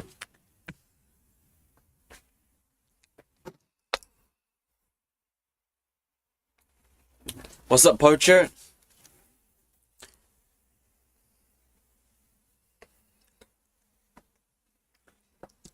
Yo, what's good? Hi, Poacher. Alright. We're gonna continue the stalker thing. You know what I mean?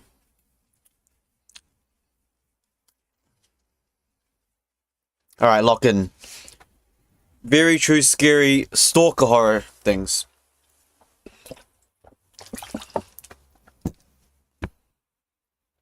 Alright, lock in. Seemed all right. Our first date was a quick coffee date, less than an hour. More of a screening process to make sure he seemed normal. Our second date was at a nearby bar for some drinks. We both got a nice buzz, and it was a nice time. Our third date was dinner, and this was when I started to question things. Question if I really clicked with his personality, or if I felt like there was something slightly off about him. The date ended with a kiss still, the first and only time we ever kissed, so I convinced myself that because I let him kiss me, things went all right. It wasn't until a couple weeks later that we went on our fourth and final What? date. We went out for drinks once again. Wait, let's go back real quick. What? Huh? Wait, what? We went on our let him kiss me, things went all right. Okay, so y'all kissed on the third date. It wasn't until a couple weeks later. A couple weeks later, you had the fourth date?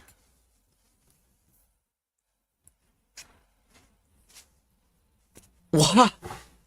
What? What do you mean a couple weeks later?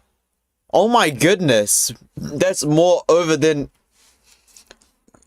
What? Y'all kissed and then stopped seeing each other for the 2 weeks before you went on the fourth date. What? That's already over. That we went on our fourth and final date. We went out for drinks once again.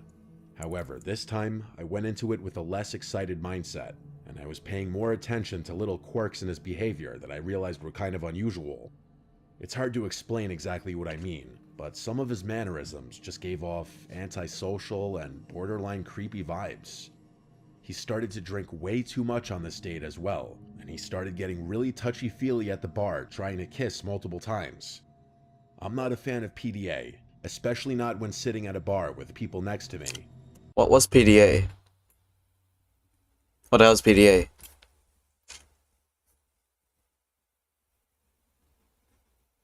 What the hell's PDA? I politely turned down his advances, and within a few minutes, I mentioned I was tired, heavily implying we should leave. He asked for the check, paid it, and then we grabbed our coats and left. As we were walking to our cars, he stopped me and very bluntly asked me if we could go home together. I said not tonight, I'm tired and have work tomorrow, which was a lie. He shockingly kept trying, saying he'd drive me to work tomorrow and such. I found it to be absurd He's trying to smash. whether he was drunk or not. I also wasn't a fan of him drunk driving home. I made the decision at that point that I wouldn't see him again. I went to my car in the parking lot across the street and started driving home slowly, just because I had a couple drinks in my system. I wasn't drunk, but I was still very cautious. I was also overly alert of my surroundings, looking around for cops, which perhaps is why I picked up on the fact that the same car was behind me still after I made at least 3 turns. And at a certain stoplight, I realized it looked like Hunter's car. I texted him, "Are you following me?" He texted back pretty quickly, saying, "Yes, I just want to make sure you get home okay."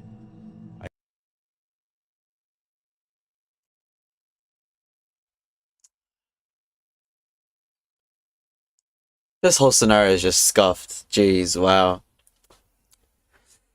Is that W mans for following him or not? I can't... Why are you both drunk driving? Nah, but he kind of creepy for following her though, not gonna lie. Not kinda, that is pretty creepy. Because obviously she ain't into it. Oh yeah, this guy's a GG. I called him, but he wouldn't pick up. This was so weird, and quite frankly creepy. I pulled over and texted him to stop following me. I'm fine. He stopped in the middle of the street for a second. I presumed to read my texts, and then he drove off past me. He didn't text back, not until I got home and was in bed. He said as follows, "I hope I didn't weird you out tonight. Sorry I got so drunk. Next time we should do something a little more low-key, like dinner at my place or something." He's still trying to smash. I didn't answer. So the next morning, he followed up with, "Oh no, is the vibe dead?" Yeah, it I is. still decided to wait a bit to respond. Not even 2 hours later, he sends me a question mark. So I decided to reply now before it got worse. I said, "Hey, I had a great time getting to know you, but I just think our personalities don't click that much. I also really just want to focus on myself right now. I hope you understand." After this was when the angry text started coming in.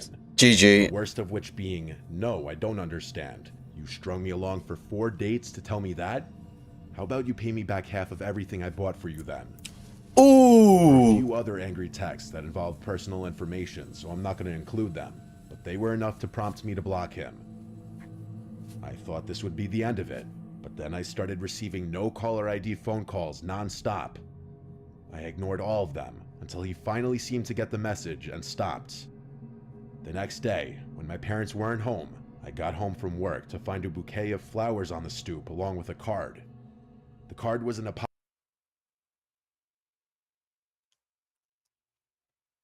GG.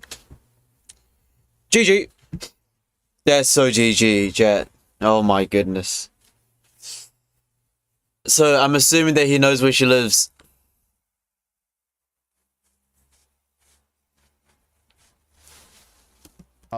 This guy's got no options. He's so... Ah, man. What would you even do? I don't even know what you would do in this situation. From Hunt. Wait, if I was a girl, what would I even do in this situation? I'm assuming you gave the man his address already.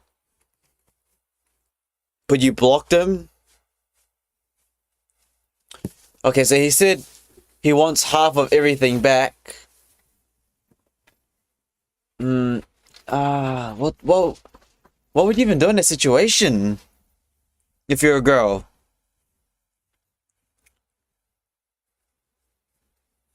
Bro, that is...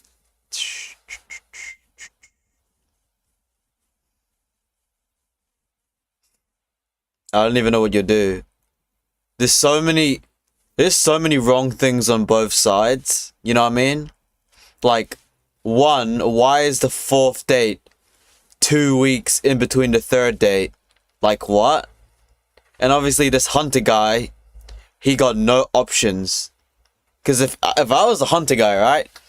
Bruh, just, like, go next. Like, why are you even trying to... Obviously, they're not interested, but... In this story, it seems like she's the A side, and he's the B side, and he's a down bad, stalking simp. Oh, it's bad on both... Oh, GG. Asking for a second chance. He somehow knew where I lived.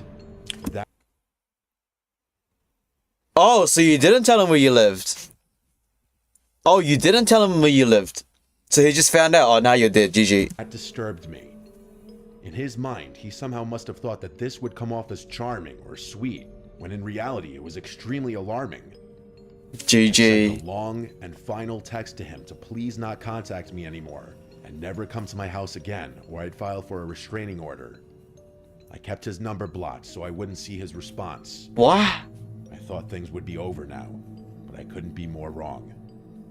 It was not long after this that I was home alone for the night. My parents' house is big, and I had a loft bedroom, which meant my bedroom was the highest point in the house. I awoke in the middle of the night to something. I wasn't sure what it was at first, but I felt as though I was hearing noises from downstairs. I tried my best to listen closely, and then I heard what was very obviously a door opening from outside my bedroom. One of the upstairs doors. Nobody was supposed to be home that night. Even in my haze from freshly waking up, I still immediately thought intruder. I crawled out of my bed onto the floor and shimmied under the bed. What? Before calling 911, I texted everyone in my family asking who was home. I heard some distant noises from somewhere in the home. one of the other bedrooms. And then my bedroom door opened, and footsteps came up the carpeted stairs. After they reached the top step, there was silence. The whole room is carpeted, so I couldn't hear any potential footsteps. And then I heard the drawers next to my bed begin opening. GG. I held my mouth with my hands to mask my breathing. I could feel my heart racing. I heard a man's voice say, "God fucking damn it," under his breath. In that moment, I thought, wait, that might have sounded like Hunter's voice.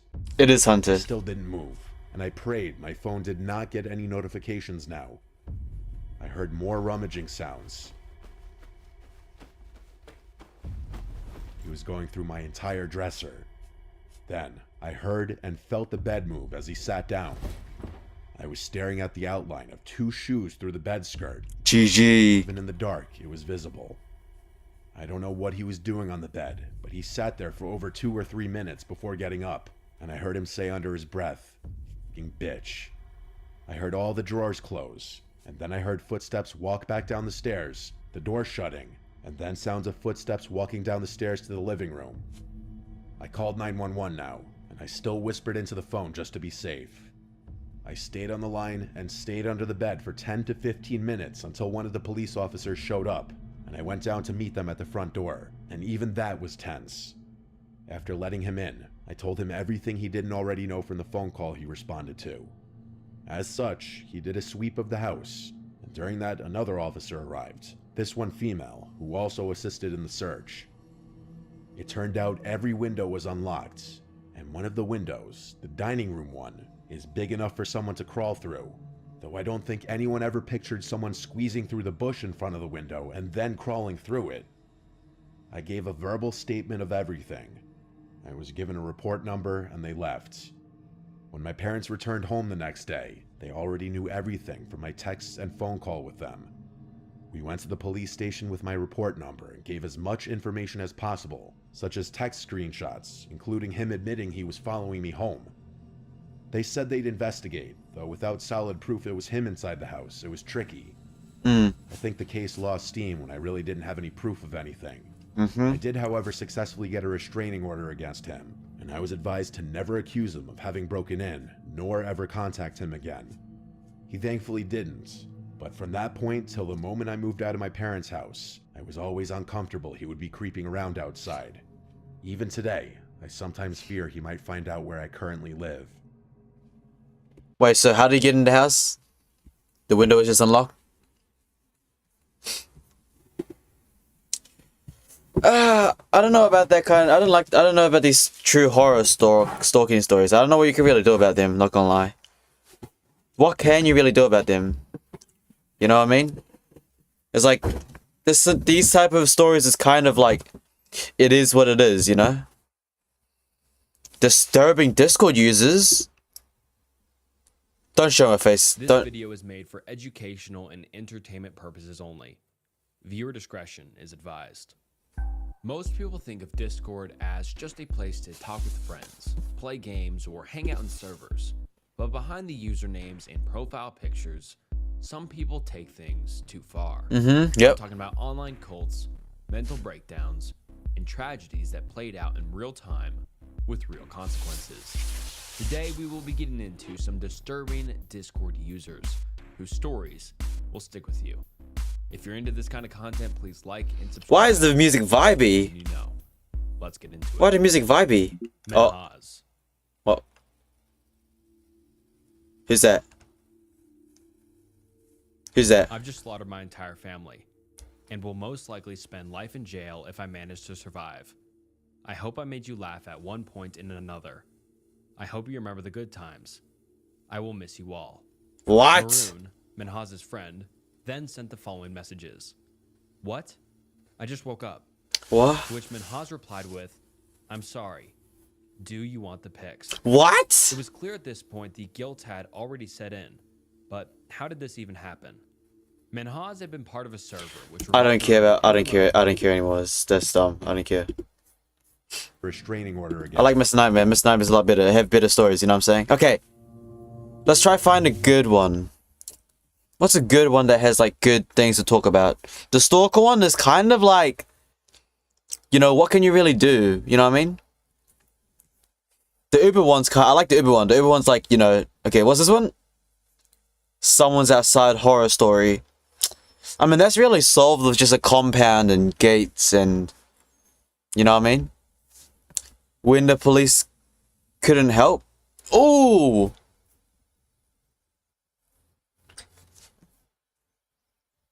Suburban.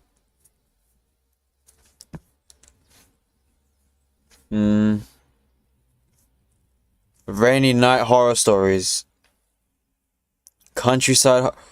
Oh, I always like road trip ones. Yeah, let's do road trip ones. I like these ones. I like these ones. These ones are good. These ones are so good. These ones are good. Let's do this one.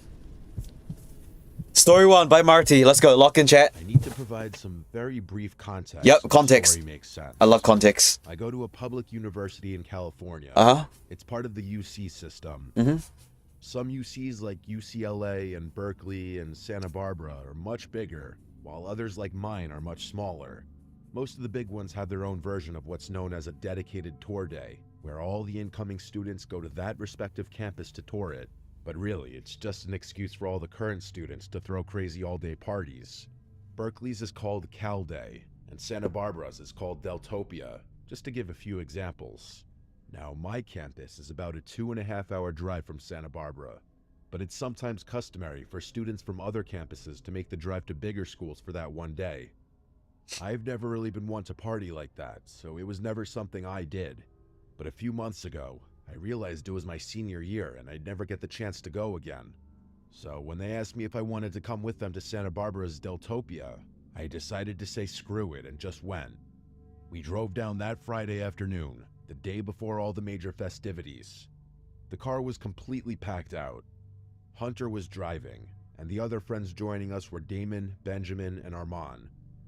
We're all above 6 feet tall, so the journey was painfully cramped, but it went by quickly with some good conversation and music. Once we got to Isla Vista, we spent the better part of an hour looking for parking with no luck. I'm not exaggerating about the parking situation. That's how popular Deltopia is. Just as we were about to give up, Hunter activated his charm and convinced a sorority girl to let us park in her designated spot. We all got a good chuckle out of that. So everything was going according to plan. Hunter's sister is a junior at UCSB, and she agreed to let us all crash on the floor of her apartment. That might sound a little ratchet to some, but during Deltopia, having a place to sleep is practically a golden ticket. Her and all of her... What is Deltopia? What is even that?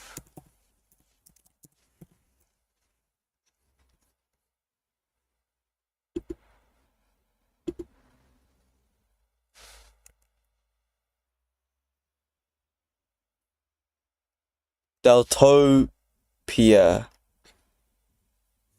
What is even that?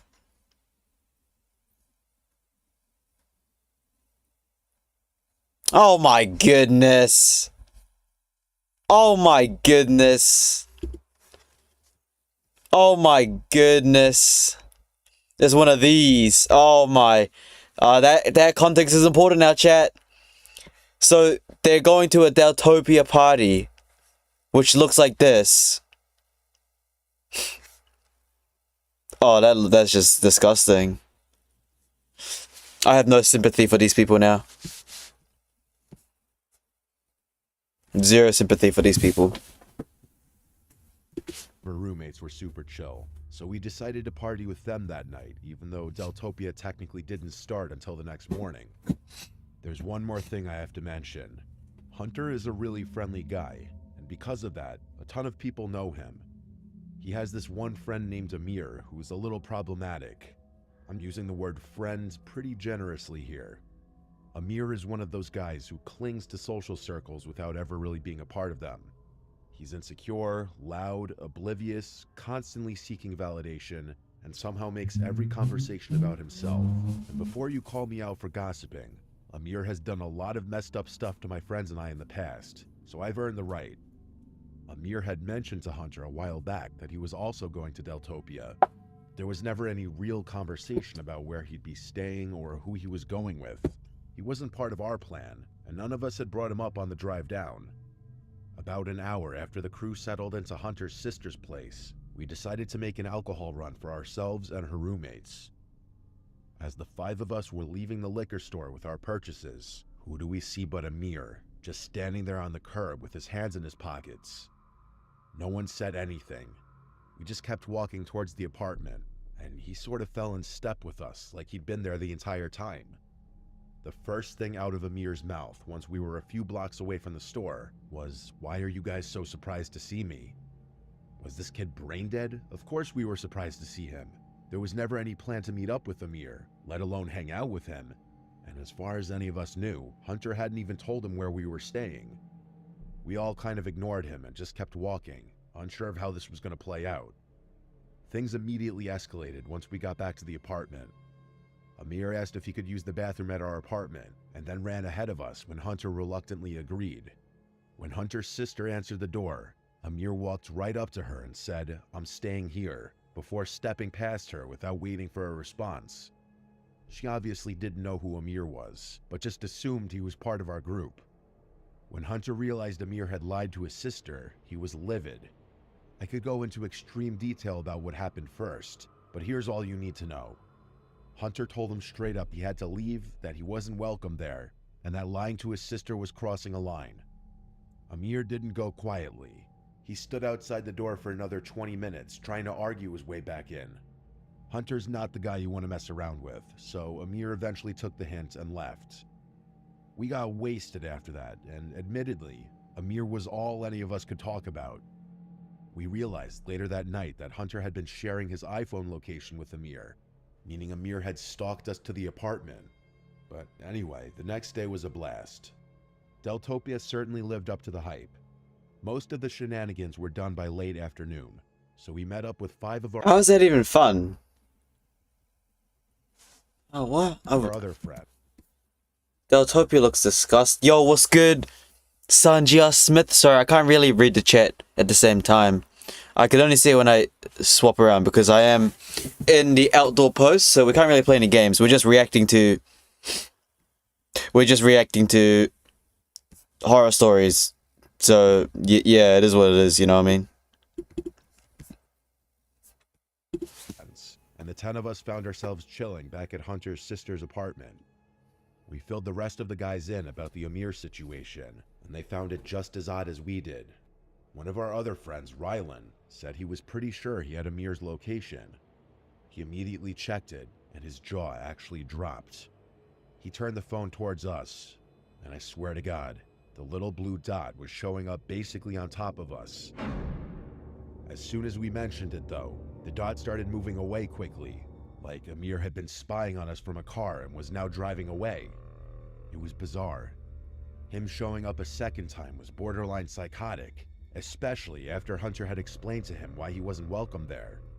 We probably should have taken the whole thing more seriously than we did. That behavior was extreme, even for Amir. Instead, we all just laughed about his weird obsessiveness and continued partying.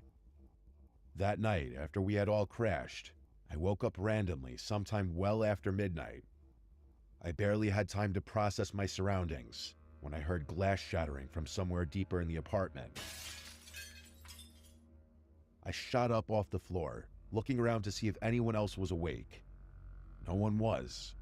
Probably because everyone had gone to sleep completely wasted. Oh my I goodness. realized pretty quickly that no one else had heard it, and if someone had broken in, I was the only one who could do anything What about is Amir doing?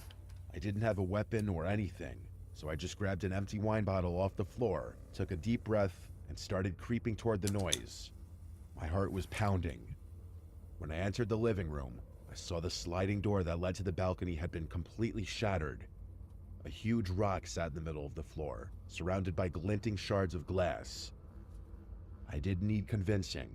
I knew Amir was behind it. I went to go wake my friends up. Okay, but like Amir, what are you gonna do, Amir? What are you gonna do? Murder them all? You know what I mean? Like, what's he gonna do? There's like 5 dudes in there, no? What are you gonna do? Shoot everyone up in there? What are you gonna do, Amir? What are you doing? What are you gonna do? Like, what are you gonna do? I have no sympathy for these people because, first of all, they're going to parties like these, so like, you know what I mean? So they're obviously going. They're all stupid anyways. If you're going here, you're dumb anyway. So like, what? No sympathy. The corner of my eye, I saw a closet door handle jiggle a little. I froze, more scared than I had been just moments before. Why are you scared? I didn't think Amir had the guts to go beyond destroying property, and the thought that he had broken into the apartment terrified me. It might not even be a mirror. I was just about to yank the closet door open when my better judgment forced me not to. Instead, I snuck back to the bedroom, woke Hunter up, and told him to back me up. The two of us walked towards the living room, Gee, but by the time we got there, he's the gone closet door was wide open. and gone. I looked around frantically, but I didn't see him. That's when Hunter reached into the closet and pulled out this massive kitchen knife. I stared in shock. Whoa. Amir had literally been standing behind the door with a knife, What? probably intending to injure me. He could have literally ended my life had I opened that closet door. That was the most horrifying moment of my life. Hunter and I woke the rest of the house up, and we did a sweep to be 100% sure that Amir was nowhere in the apartment. We obviously got the police involved, but all that really came of that was just getting a police report. They told us property tends to get destroyed during Deltopia. Yeah, no kidding. No kidding, because like I said, you're hanging out with these type of people. Bro, he's probably on drugs or like he's just emotional. No sympathy again. Many victims. But like I said, what is Amir gonna do? Huh? Before you ask, Amir had stopped sharing his location with Rylan, so we couldn't even show the police that. We had to leave the next morning. Hunter was freaked out about leaving his sister and her roommates there, especially knowing that Amir had managed to sneak in there once already. Before we got in the car, he pulled out his phone and typed out this massive paragraph to Amir. I'm not going to air it out here, but you can guess what was said. The message never delivered, though. Amir had already blocked him. We all pulled out our phones and realized we had all been blocked too. Over the next few weeks, none of us heard from him. It was like he had fallen off the map completely. I still can't wrap my head around all of this. As aggressive as Amir often pretends to be, he doesn't have a history of violence. In fact, I've always thought of him as a little passive. He knows where all of us live, so I'm still worried, even while writing this out, that he's gonna do something drastic. I'll send an update should something happen. I can't trust that genuine. I can't trust that authenticity of that story. You know what I mean? Like, how do we know that the storyteller is telling the truth? You know?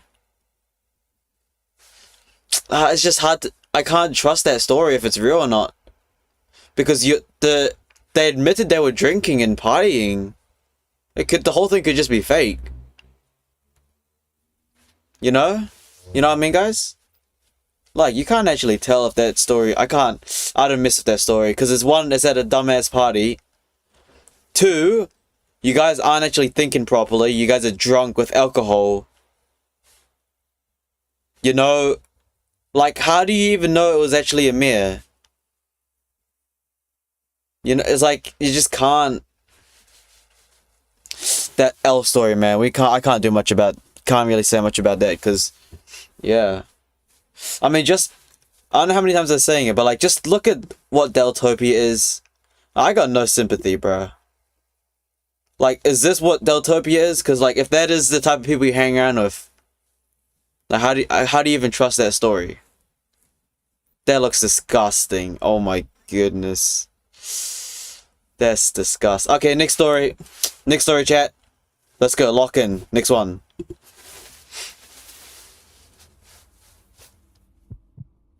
Story 2.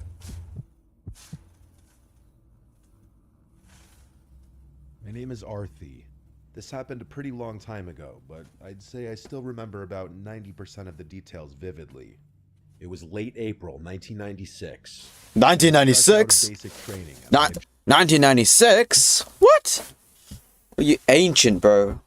Hold on now. 1996? Oh my goodness. It was late April 1996. I was fresh out of basic training, and I had just been assigned to an airbase as a communications specialist in San Angelo, Texas. Being stationed in Texas was great for me. I'm originally from Mississippi, and part of the reason I enlisted in the first place was to get as far away from home as possible. I was 24 years old at the time. My closest friends on base were a guy named Seabass and a girl named Kay. I've since lost touch with them, but back then the three of us were inseparable. It was a warm weekend, sometime in early April, when Seabass proposed taking a road trip to Austin for the day to experience a change of scenery. Kay and I were also getting sick of the base life monotony, so we agreed. Kay offered to drive, so we packed her SUV with our stuff and hit the road that same afternoon. About an hour into the drive, we were on a mostly empty stretch of highway when Seabass spoke up. He asked us if we had seen the car behind us pull up from the shoulder right after we had passed. I looked back and saw a dark-colored Tahoe or something similar trailing us at a steady distance. I hadn't seen it pull off the shoulder, but being as we were on the highway, it wasn't exactly the weirdest thing. But then Kay changed lanes just to see, and the SUV followed. She did it again a minute later, and again, it mirrored her move. I was confused at first, but then a minute later, the SUV put its lights Who's driving? Wait. Is Kay driving? Oh my goodness. followed. She did it again. Kay's driving. What? Why is Seabass not driving? Why are you making Kay drive? Oh, GG. It's over already. A minute later, They're gonna make some stupid decision. and again, it mirrored her move. I was confused at first, but then a minute later, the SUV put its lights on, and everything made sense. We were getting pulled over by an undercover cop. Kay pulled over, and I watched as the cop pulled over behind us. I'm a pretty observant person. Processing information quickly is something I was quite literally trained to do. So I instantly realized something was off. He's not a police. The guy who stepped out didn't look like any cop I'd ever seen. He was wearing all black tactical gear, but nothing on him that said police. The only thing even remotely official looking about his uniform was a patch on his arm that said something I couldn't read. He didn't behave like a normal officer either. Instead of approaching Kay's window, he stood behind the car like he was waiting for something. I watched him a little while longer and realized he wasn't just standing behind the car, but was actively analyzing it. He was looking through the rear window like he was trying to see the stuff we packed. He was also checking out Kay's bumper stickers and her license plate. Seabass and Kay eventually caught on to the officer's strange behavior too, and Seabass rolled his window down before asking the officer if there was a problem. Instead of responding, the officer swiftly walked up to Kay's window and asked for her license and registration. Kay reluctantly gave it to him.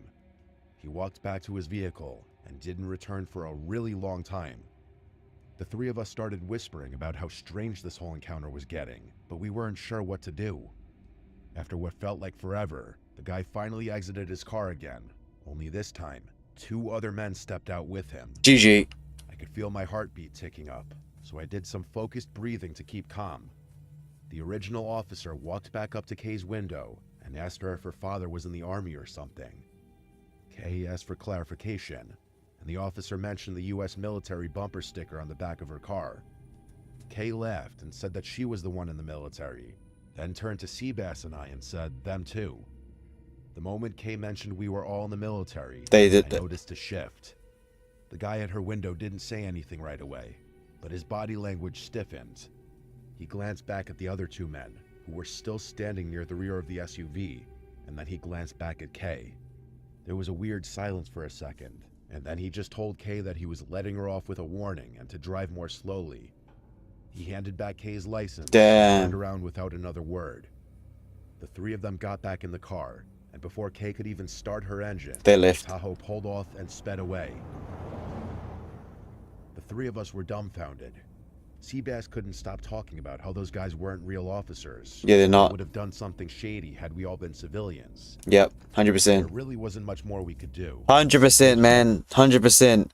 They found out they were military men, and they're like, you know what? That's not something we're gonna deal with, because obviously if soldiers go missing, 100%. Yeah, that's the problem. Yeah. Not gonna lie though, you're gonna have, yeah, I mean, I mean, in New Zealand though, police don't really have undercover police will make sure that they know that they are a police because they have badges and stuff. You know what I mean? Yeah, I'm not sure what to say about that story, to be honest. I mean, they're kind of dumb at the same time because, like, surely, well, again, you have to give them credit though because they're in the US, so like, uniform and stuff might be different. I'm not 100% sure. What I do know is that, yeah, fake cops are a thing. And, like, you just gotta be careful. Yeah, I mean...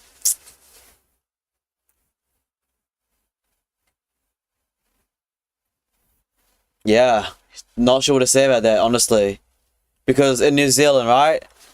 You'll know if it's a fake police officer or not. You know? But then, of course, in America, like, I'm not sure how you're gonna deal with that.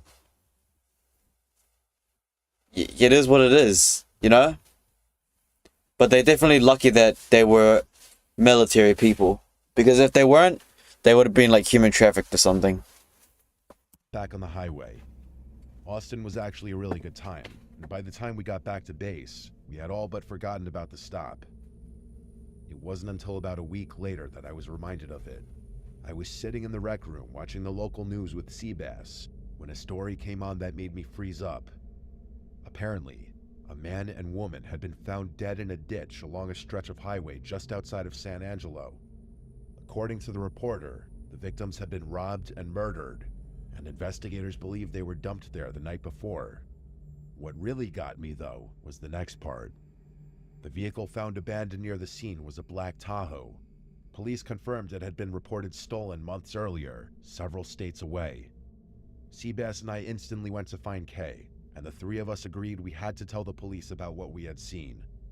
We told the police everything, and part of me felt a surge of guilt for not telling them sooner. Even to this day, I still think about how Kay's bumper sticker may have saved our lives that day. I can't help but think about how easily it could have been us in that ditch had we not been military. But, I mean, like... I don't think the robbers would do anything. That was kind of a mid-story, not gonna lie, chat. Not gonna lie, that was pretty mid. That was pretty mid, not gonna lie. Okay, I think one more, right? One more story, and then might move on to Roblox, because, yo, it is looking pretty mid, and also I'm freezing in here, GG. Next, last story, let's go, lock in. I've always been a really private person. Uh-huh. That's part of the reason I've waited so long to put this story out there. I can't think of many worse things than this story getting traced back to me somehow. But I was recently thinking about how it would be a shame to leave this earth without circulating it. So here it goes. I just want people to know that I'm really stepping out of my comfort zone doing this. Shut up, just tell the story. About 10 years ago, 10 I was on a solo road trip from West Patterson, New Jersey to Fort Worth, Texas. I was on the way to visit my parents, whom I hadn't seen in a while. I'd moved out of Fort Worth years earlier and hadn't been back much since, so this trip felt overdue.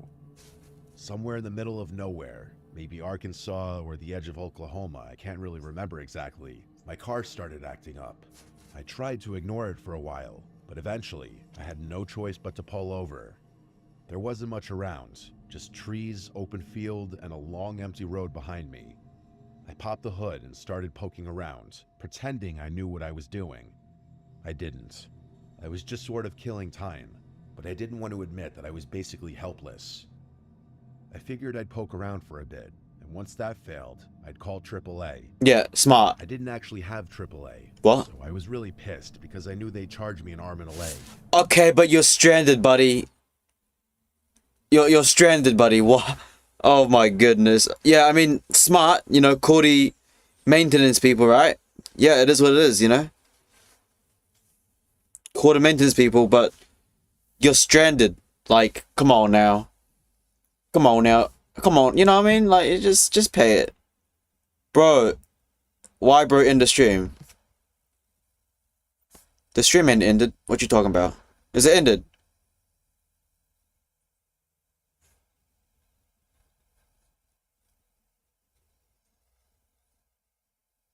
Hello? Yo, Poacher, you got me tripping there, fam. You got me tripping there. There ain't no... What you talking about? We fine. We Gucci. It's fine. Yeah, okay. Let's continue on the story. A few minutes later, though, I heard a car pulling up behind me. GG. It was a nondescript white pickup truck. I remember noting to myself that it didn't have a front plate, or at least not one I could see. The driver's door opened and a man stepped out. If I had to guess, I'd say he was in his mid-30s, maybe a little older, but worn down in a way that made him seem older than he probably was. He had curly hair and a long, uneven beard that looked like it hadn't been trimmed in years. He seemed like the kind of guy you could tell worked with his hands a lot, if that makes any sense. He honestly kind of looked like an older version of me. Same build, same height, same hair color, Okay. just a bit less well-groomed than I am. Mm-hmm. He walked over slowly, giving my car a once-over as he approached. He didn't ask if I needed help so much as assume it. Before I even said anything, he was already leaning over the engine like he knew what he was doing. I spoke up and told him what happened, then thanked him for stopping to help me. He told me he was a mechanic, and based on how quickly he got to work, I didn't question it. I was already thinking about how I could repay him for the help when he said something that kind of surprised me. After a minute or two of fiddling, he stepped back and gave the engine a look that didn't exactly inspire confidence. He muttered something about needing a compression tester. Apparently, without it, the car wasn't going to start no matter what. Then he glanced over to his truck and said his friend, another mechanic, might be able to bring one over. I honestly... You called AAA. What are you doing? Wait. Yo, okay, guys. The storyteller said that he has the hood popped open, right? And he's pretending like he knows what he's doing and looking around. That's why the guy pulled up to begin with, right? If you called AA, what you do, if you're stranded like that and your car broken, close the hood, get back in the car, lock the car doors, sit in the car and wait, and just don't answer anybody, you know what I mean? But you have... It's not worth it. This is gonna be bad. GG. He had no idea what the part even was that he was talking about, but he seemed genuine, so I believed him. I thanked him again, and he pulled out his phone, presumably to call his buddy. He froze up for a few seconds while looking at his phone screen, and then put his phone back in his pocket, saying it was dead. He then asked if he could borrow mine to make the call. He lying. Just wait for AA, bro. Oh my goodness. You can't trust nobody. I didn't even think twice about it. I pulled my phone out of my pocket and handed it to him without a second thought. What are you He doing? took it with one hand, and then, almost in the same motion, he reached into his jacket with the other and pulled out a gun. I instantly knew what was about. I literally... Bruh, that's... Oh my... I literally called it as well. You can't trust nobody. What they taught... to happen. He didn't say much, just told me to sit down on the shoulder and not try anything stupid. His voice didn't shake. He'd clearly done something like this before, or at least thought about it enough for it to seem practiced. I did what he said. The GG. thing felt strangely calm. He got a We gun. were both just going through something totally normal. He rifled through my pockets and took my wallet, my backpack from the passenger seat, and even had me show him the password to my phone. Then he drove off, and that was that. I had literally just been robbed on the side of the road. I know I'm speaking about it calmly now, but you best believe I was livid at the time. I don't think even now I've ever been more angry in my life. Unfortunately, there's more to this story. Much more. I'm not going to get into too much detail, but someone eventually did stop and help me. After getting my car started, they were even nice enough to give me directions all the way to my parents' house so I could do it without my phone. I made it to Fort Worth later that night, and given the circumstances, my visit with my parents was actually really nice. The next few weeks were a blur of canceling cards, replacing IDs, updating passwords, and basically recovering everything. Well, keep in mind, this is the 1996, so I don't think two-factor authentication in bank cards is that. Yeah, I mean, like, it makes sense now. Because remember, the story takes back in 1996. So security things and wallets and stuff are definitely... Yeah, I don't even think the internet was back there. I didn't even think the internet was there. 1996. Wait, what's even going to be on your phone anyways, though? What? What's going to be on your phone in 1996? What you got? A camera? Phone number? Wait. It's 1996. Yo, there's like nothing to steal. Just a bank card and... Just... I'd lost. It was annoying and time-consuming, but I eventually squared away as much as I possibly could, and I got on with my life. Fast forward like 6 months, and that's when things started to hit the fan. One day, I got a letter in the mail from some bank I didn't recognize. It was addressed to me, thanking me for opening a new line of credit. I figured it was a scam at first, or just some kind of junk mail. But then another one came. This time from Best Buy, with a card I'd supposedly opened and already racked up over $1,000 on. The charges were all from a random town in Tennessee. At first, I was more confused than anything, but that's when it hit me. I had forgotten until that exact moment that my social security card was likely in my wallet when I had gotten robbed. And now, the guy who had robbed me had everything he needed to become me. The next month of my life was a living hell. My credit report was a mess. Hard inquiries, new cards, balances I didn't spend. It felt like every day there was something new. If any of you have dealt with identity theft, you know how hopeless it can seem. I filed a report with the FTC, placed a fraud alert on all 3 credit bureaus, and even froze my... He waited 6 months to do that. He didn't do it after he got robbed.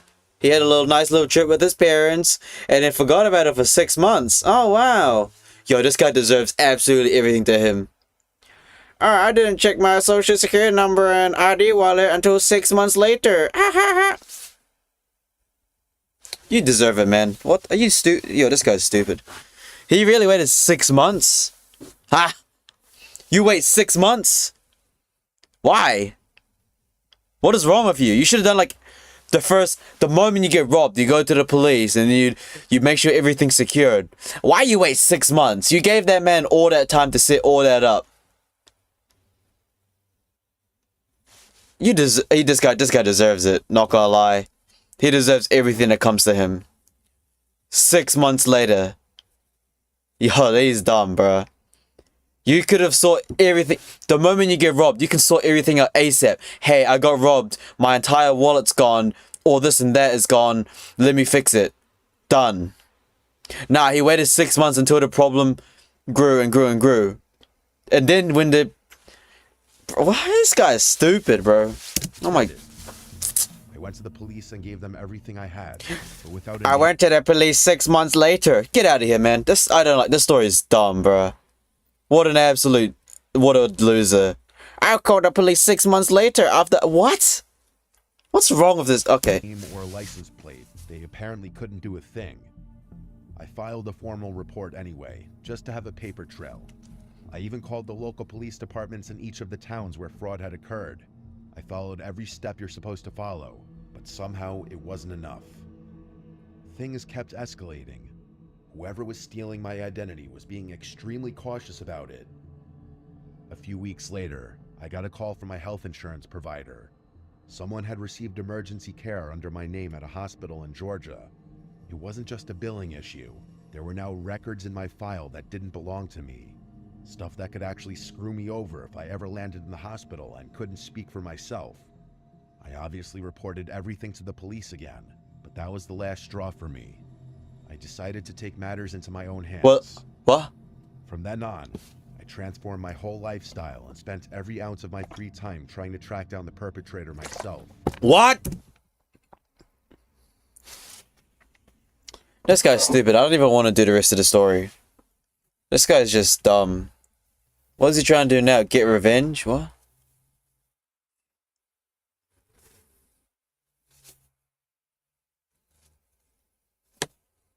Huh? So now he's gonna try... Now he's gonna try track the guy down.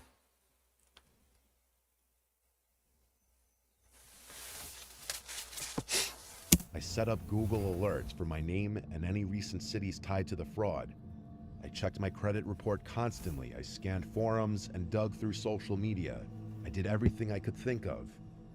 One night, on a whim, I decided to start checking Craigslist. I focused on cities tied to the fraud, places where charges had shown up from or mail had come from. After looking around for a while, something caught my eye. It was a posting from Jackson, Tennessee. The listing was for a bunch of used power tools and some other miscellaneous items. I wasn't sure why it stood out to me so much, but the longer I looked, the more familiar it seemed. And then it clicked. Everything listed matched up perfectly with some of the things that had been charged to that Best Buy card. I sat there for a while, unsure what to do.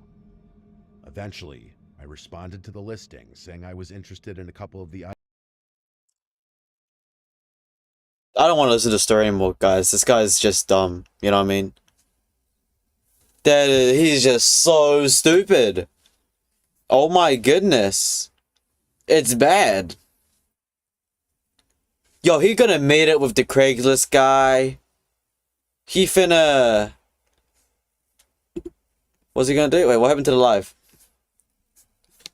Did the live crash?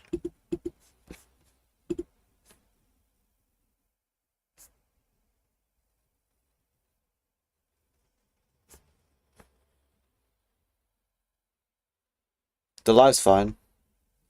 Yo, I was gonna say, yeah, this guy's just stupid, bro. He's gonna track him down. He's gonna confront them. Wait, do you have a gun? Do you have a gun? GG. Items and asked if they were still available. This guy's stupid. I debated trying to attach a tracker link or something clever, but I didn't want to spook whoever it was. If it was him, and he got even a hint that someone was onto him, he'd vanish. So I kept it simple.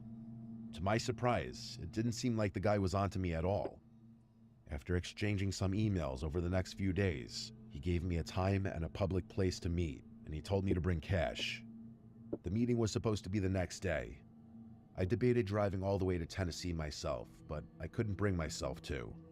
There's no telling what I would have done to that guy had I seen him in person a second time. So instead, I called the police department in Jackson to see if they remembered my case. They did, and I basically pleaded with them to help me out. I gave them everything I had and damn near prayed. By some miracle, they told me the details lined up just well enough for it to be worthwhile. They said they'd at least talk to him and see if there was any information they could get out of him. The next day, after a little back and forth, I got the guy to tell me he was driving a red pickup truck. I communicated that with the police and waited. After legitimately several hours, they called me. When they told me what had happened, I wanted to drop on my knees, I swear on my life. The officer told me that as soon as the guy spotted the patrol cars near the meetup spot, he immediately sped out of the lot. He didn't even try to play it cool. That alone was enough to raise red flags, so they followed him. Not long after, the guy ended up losing control of his truck and crashing into a ditch. It wasn't a major accident, but it was enough to get officers legally involved beyond just a casual questioning. According to them, he was a total wreck, visibly shaken, panicking, talking in circles, you get it. As soon as they even mentioned the Best Buy items, he folded. He admitted he didn't know where the stuff had come from, that it wasn't his, and that a friend had given it to him, and he had independently decided to resell it. It could not have been more perfect. The guy ratted out his friends, and with his cooperation, the police were able to acquire enough evidence to arrest the real perp. I've never felt more relief in my life. Like I said earlier, I'm not trying to have this traced back to me, so I'm gonna keep things vague from here on out. No one's gonna track you, buddy. I will say this much though, the guy who robbed me wasn't acting alone. Turns out, there were 3 of them total. The craziest part is that I wasn't the only victim. Yeah, no kidding. From what I was told, they'd been targeting travelers and isolated drivers up and down a few different interstate corridors. Yeah, that was bad, chat. Alright. Think it's about time to do something else, you know what I mean? What, 2 hours? How long was the stream so far? 2 hours? Oh wow, it's nearly been 3 hours. Okay. Lock in, let's do something now, chat. Okay. You know what we should play? We should play, what kind of games you guys want to see? Tell me in the chat. I mean, I could do Roblox, but I have to download it on the laptop. Alright, lock in. I'll let you guys pick a game. It's probably gonna be Roblox or something, alright? I'll be back real quick. Again. Once again, yet again. Oh man, it's cold.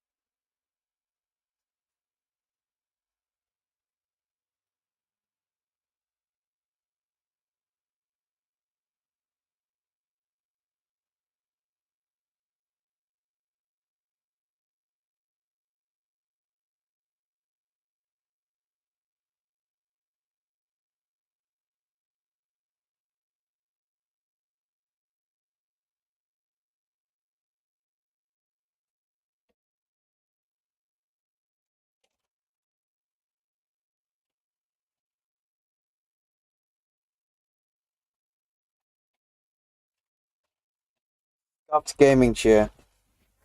Alright, chat. Oh. It's been a while. We were doing some good old, you know, reaction videos, but I think it's time to do something else. Alright. What should we play? Should we play some Slither.io? Some Diet.io? How's the phone? Yeah, phone's fully charged. That's W's, man. Okay, I'm thinking some Slither.io. What you guys thinking? Agario? Something light, you know what I mean? Something light. Maybe some Slither.io? Bet. Let's try some rounds of Slither.io, yeah? Okay, let's try some games on Slither.io. It's not a hard game to run.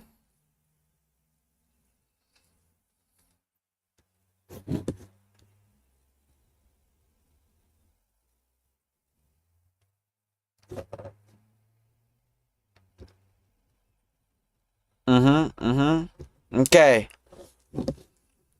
Hello, is the game loading or what? Slither.io. Agario? Oh, that game's... Alright, let's go. Lock in. Yo, the live stream busted. Alright, here we go, chat. Agario, let's go. Let's name ourselves... Free-for-all, Battle Royale, Teams... Wing Wong. Okay, lock in, let's go. Wait, I don't even know if I have a good data for this. Okay, lock in. Wait, I'm the only one in the lobby. What? Oh, it's laggy. Oh, it's so laggy.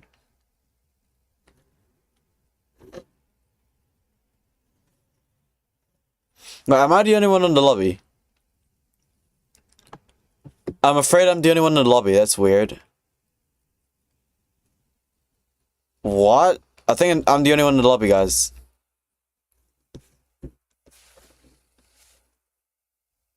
Yeah, I literally am the only one in the lobby.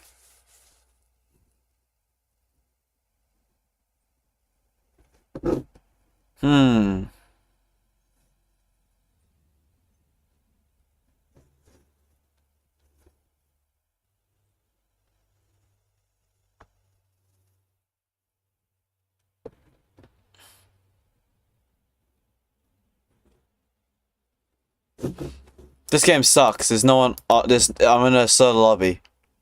Oh damn. What kind of game? I don't know if I could. I don't think my internet, the hotspot's gonna run Roblox. I ain't gonna lie. We could try it though. You know. Roblox. Download. Don't dox. This gonna dox me, isn't it?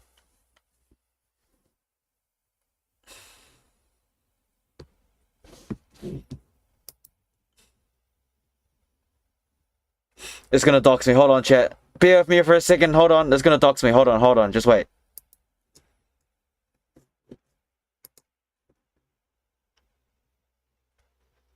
I don't even know if I could play Roblox. We're gonna try though. Alright, we're gonna try. At least we're gonna try a bit, alright? Bit. Hold on, just bear with me, chat. Alright, bear with me. I need to download it. And I try not to dox myself, you know what I mean?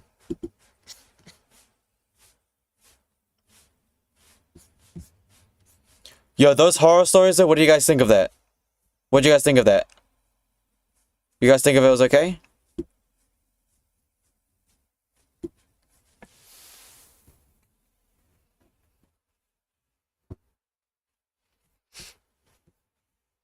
We're still downloading, alright? Relax.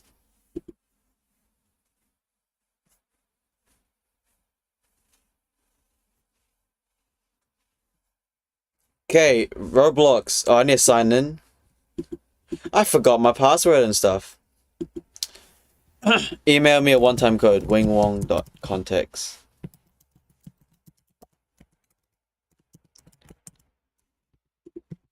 Okay, hold on. Yeah, my screen's not sharing, is it? It's not. Good. Good. It's not, because I need to do some... My screen's not sharing, is it? It's good. Yeah, it's not. Okay, hold on.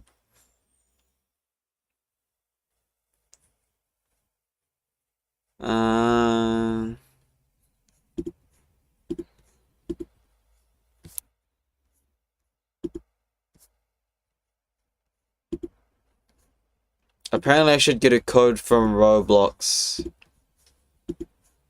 Where?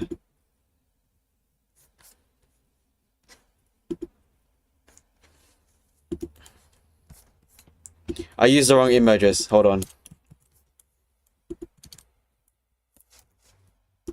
Hold on, chat. Wait, we're gonna go on Roblox, alright? Relax. Wait. Just chill out. What are you verifying I'm not a bot? I'm not a bot. Why do you think I'm a bot? I'm freezing in here.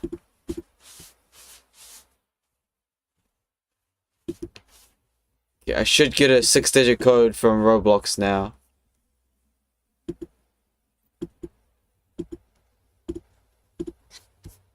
Right, where's the code? It's probably in spam. No, it's not in spam. Where is the code?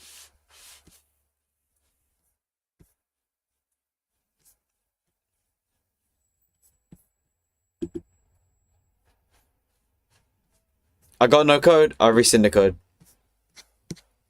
Where's the code?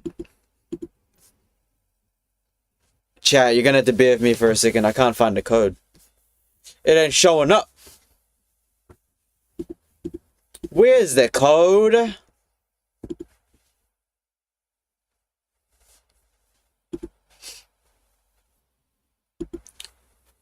Is it in the spam area? No, it's not in the spam. Is it in the promotions, social updates? I'm not getting the code though, not gonna lie. I ain't getting the code. It ain't showing up.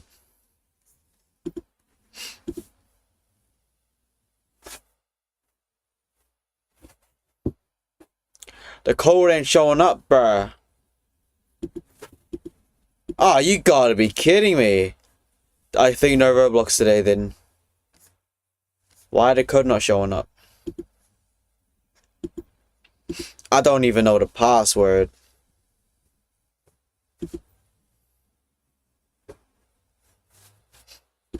Yeah, I don't even know the password.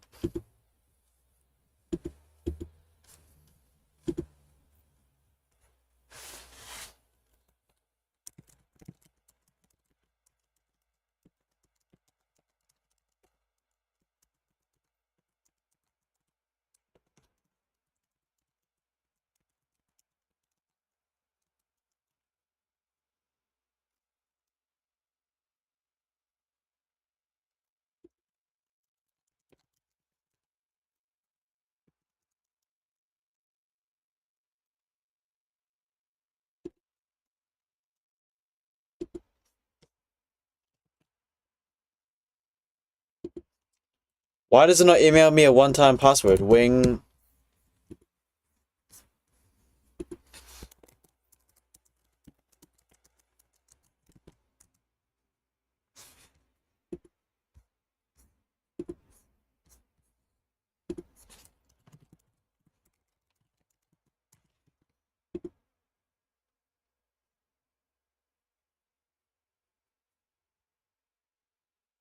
Oh, I needed to do the verification, that's why.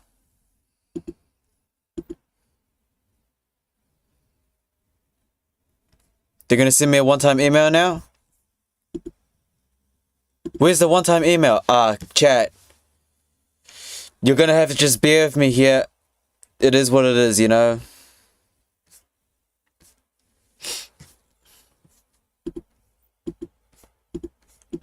It doesn't want to load.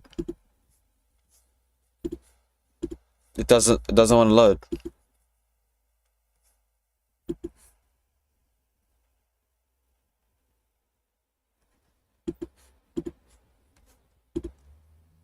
I'm not getting an email.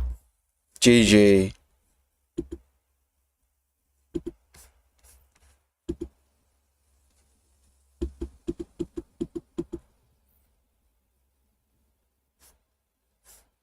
There's no email sent.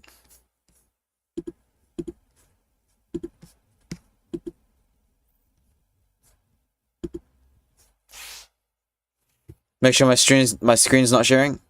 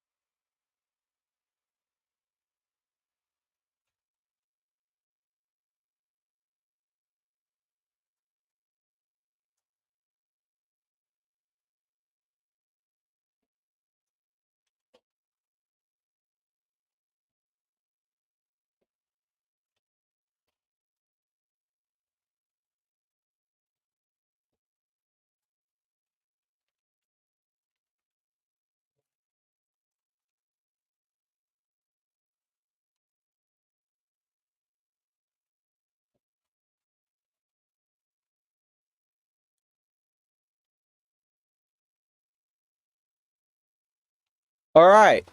Hello? What's good, chat? We are back. Okay.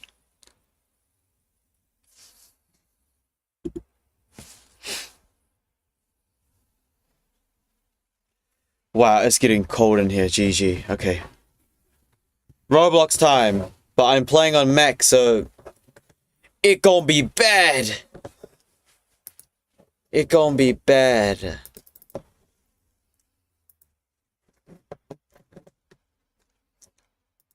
Righty ho.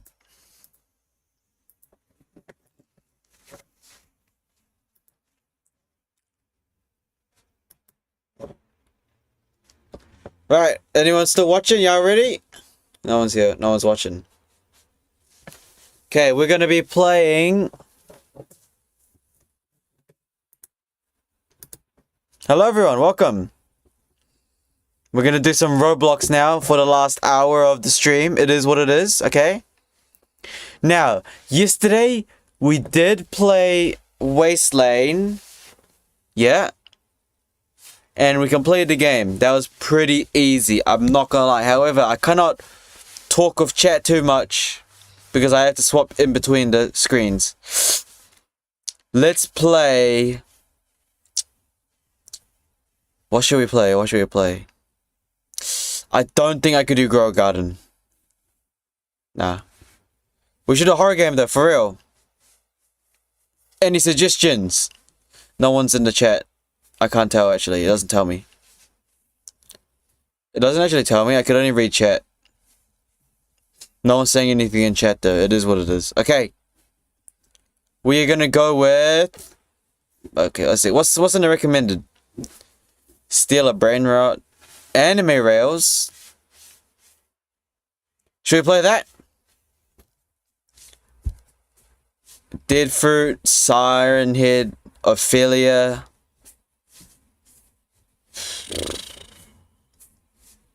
Dead Spells. Nah, Dead Spells not that good. 2-player Battle Tycoon. Twist. You're still here, Poacher? Yo, what game should I play on Roblox? Be a fish. Grow. Dead Rail, dude. There's so many Dead Rail games, man.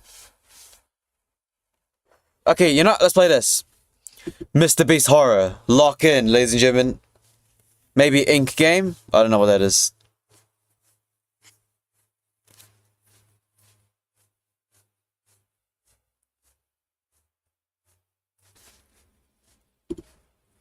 Lock in, ladies and gentlemen. Mr. Beast Horror. Oh, it's loud. Oh, it's loud. Oh my goodness, it is loud. Oh my. Okay, that's good, that's good. Lock in. Okay, I am playing on a keyboard and I'm playing with the laptop keyboard and a magic mouse. So it is, we are not going to have the best aim, but it is what it is. Invite friends.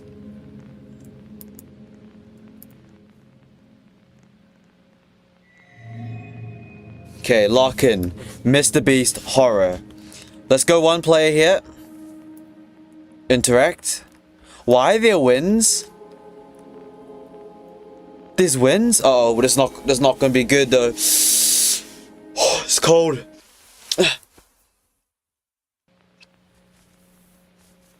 I can't check chat. Well, I can. Hello. Bye bye. Hello. Bye bye. Hello. Bye bye. Oh, hello. Alright, lock in. Loading the game, waiting for other players. Why do I always get the night shifts? Why do you always get the night shifts? I get paid $8 an hour and they still make me work at night. Okay, well, I mean, hey, $8 an hour. Maybe I'll just listen to music on the radio. Maybe not, just focus on driving. Emergency! A rich guy decided to go on a killing spree. What? The murderer is on the loose. What? He was last spotted at the gas station. Police say he kidnapped the gas station worker. Please stay safe and stay home. Lock your doors and shut your windows. Of course, this night couldn't have gotten any worse. Well, we're in a car, so we should be fine. At least I don't work at the gas station. We're gonna run out of gas. What? What?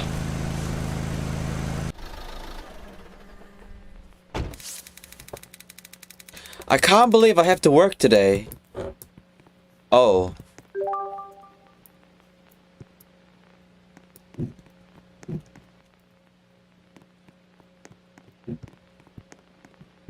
Oh, we're working at a pizza shop? Okay. Lock in. Yo!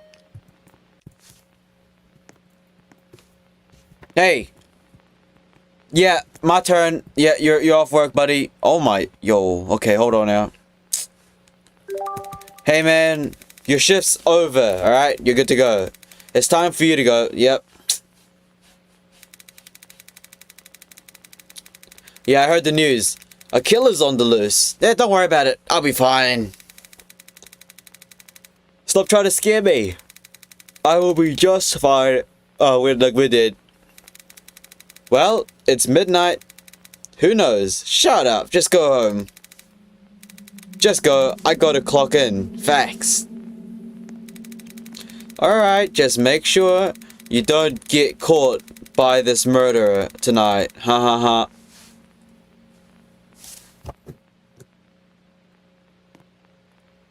Alright, you have it. Good night.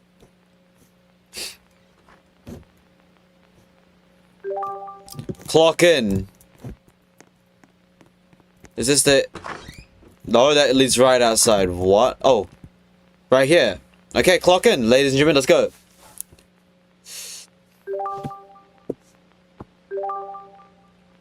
Clean the trash on the table. Why did he not do it himself? Oh my goodness, the trash on this is disgusting.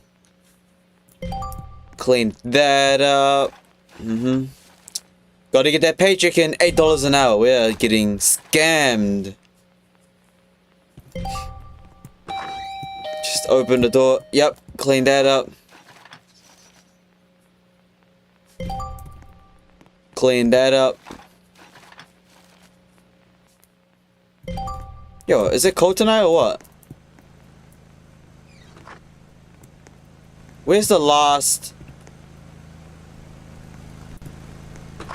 What's in here? Oh! Hey, sir! Oh.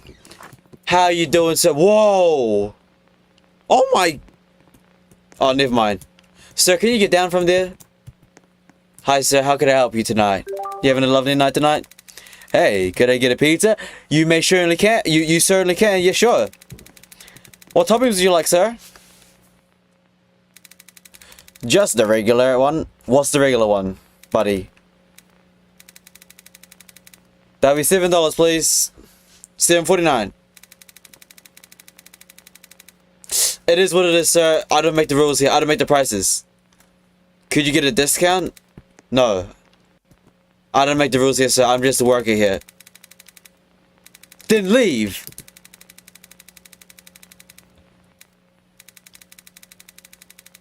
What? So you better not get angry with me right now. I'll kick you. You gotta get out. You are rude. I don't make the. I can't give you a discount, bro. Get that cash in. You know what? I'm not even gonna wash my hands. Well, you're just gonna watch me.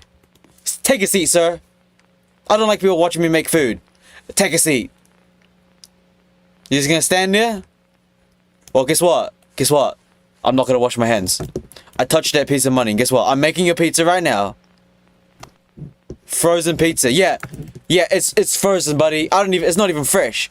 You're getting scammed. Bake the pizza. You know what I mean? Bake the pizza. I didn't wash my hands. Yeah, take your stupid pizza. I spit on it too. Nah, hey, get out of the store. You're banned from the store forever. Get out of here. Never come back. Hey. You are never come back to the store. You hear me? You never come back to the store ever again. You're banned. Some customers, man. They complaining about the prices like I make it up. Huh? What?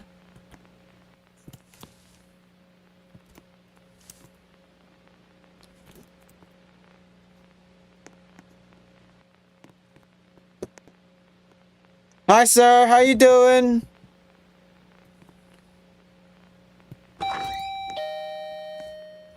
Is everything alright, sir?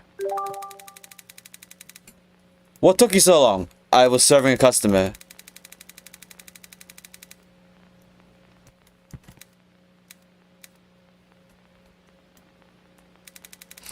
Why are you banging on the window? Yeah, you could just walk in, open the door. I wanted a free pizza. No free pizzas, buddy. Sorry. We don't give out free pizzas. Yeah, you gotta pay. Get out of here. Yeah, get out of here. I'm making a huge mistake, am I? Am I now, huh? I'm making a huge mistake? Leave the property. Get out of here. Get out of here. I will call the police. Watch me, buddy. You better step off this property right now, sir. Sir, you better step out of this property right now, yeah? Yeah, you better get out of here. That's right, shoo. Thinking you can come in here getting a free pizza, ain't no way. Man, why tonight sucks.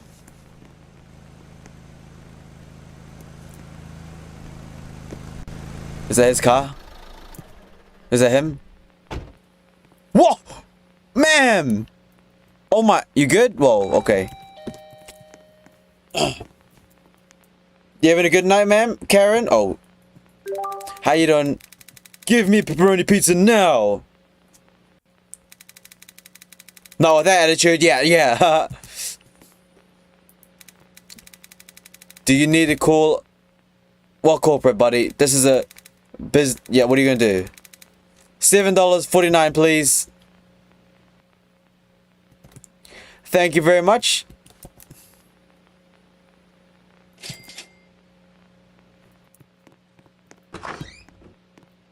I can't even wash my hands. Okay, man, I'm gonna give you that pepperoni pizza, okay? Man, this is fresh. I made it this morning, okay? Actually, we prepared it early in the morning, yeah? We just have it pre-packaged, you know? Okay. Here you go, man. 1 pepperoni pizza just for you. Here you go. Have a good night. Your manager will be hearing about this. My manager's smoking pot at home. I'm sure he will... What, fire me? Oh, okay, bye. You have a good night, ma'am, okay? Drive safely. She didn't even close the door. This should be automatic anyways, so I don't know what the problem is. Oh my goodness! More cockroach, yo! How is this bad look for the shop, not gonna lie. Where's the bug spray? Where's the bug spray? There it is. Oh my goodness, grab this bug spray now. Hey, you roaches! Get out of here! Oh my, why are there bugs in the store? This is not good. No, just get out of here.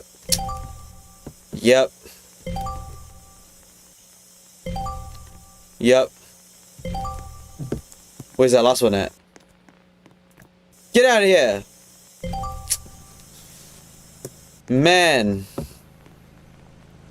We got another customer coming?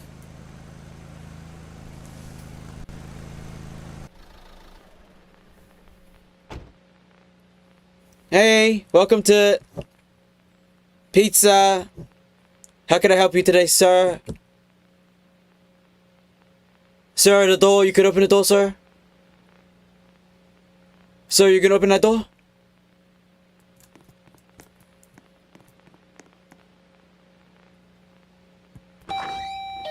Sir? Queso? Hello? Can I get 3 large pepperoni pizzas? You most certainly can, sir. That'll be $24, please. Wow. But you're rich, though. Yes, sir. Yes, sir. Okay, yep, I got it. Money, please. Money? Pick up the cash. How did he put it over there? Okay, sir. Hold on now. I'll get you your pizzas, alright? You got 3 pepperoni pizzas, though? We need 3 of them, chat. 3 of them. 1. That takes so long.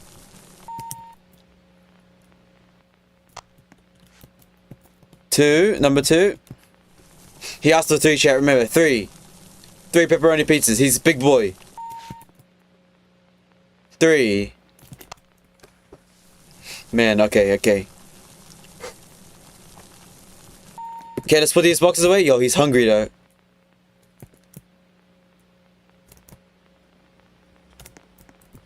Sorry for the wait, sir. Hope you have a beautiful night. Here you go, sir. 1. Huh? Sir? I already made that though. They're making me do it 1 by 1. I was too efficient. Now we got extra. GG.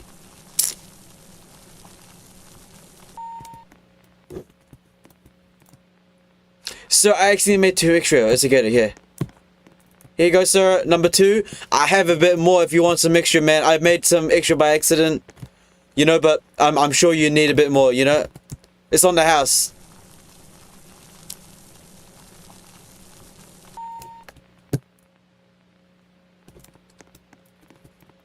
Here you go, sir. Have a lovely day.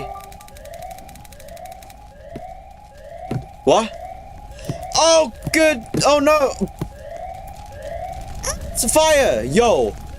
Yo, yo, yo! Where's the fire extinguisher? Yep, you're banned. Have a good night. Yeah, you have a good night too, sir. Yo! Yo! No, the fire extinguisher, how do I use it? Oh my goodness, it's on fire! Get the fire extinguisher. Oh my goodness, yo! How did it burn? How did it get on fire? We're gonna get fired. Get it? Fire, fire? The fire has been extinguished. Fire suppression system deactivated. There's a fire suppression activation system. Oh my goodness. We have been short selling. These pizzas cost $9 and $12. It's already on discount. I'm so sorry, ma'am. How are you doing tonight? Quick, can I get a cheese pizza? You most certainly can. That'll be... We're getting scammed. Ma'am, it's actually $6.99. But tonight is a sale, alright? Just for you, alright? Cool, cool, cool. One cheese pizza coming right up, ma'am.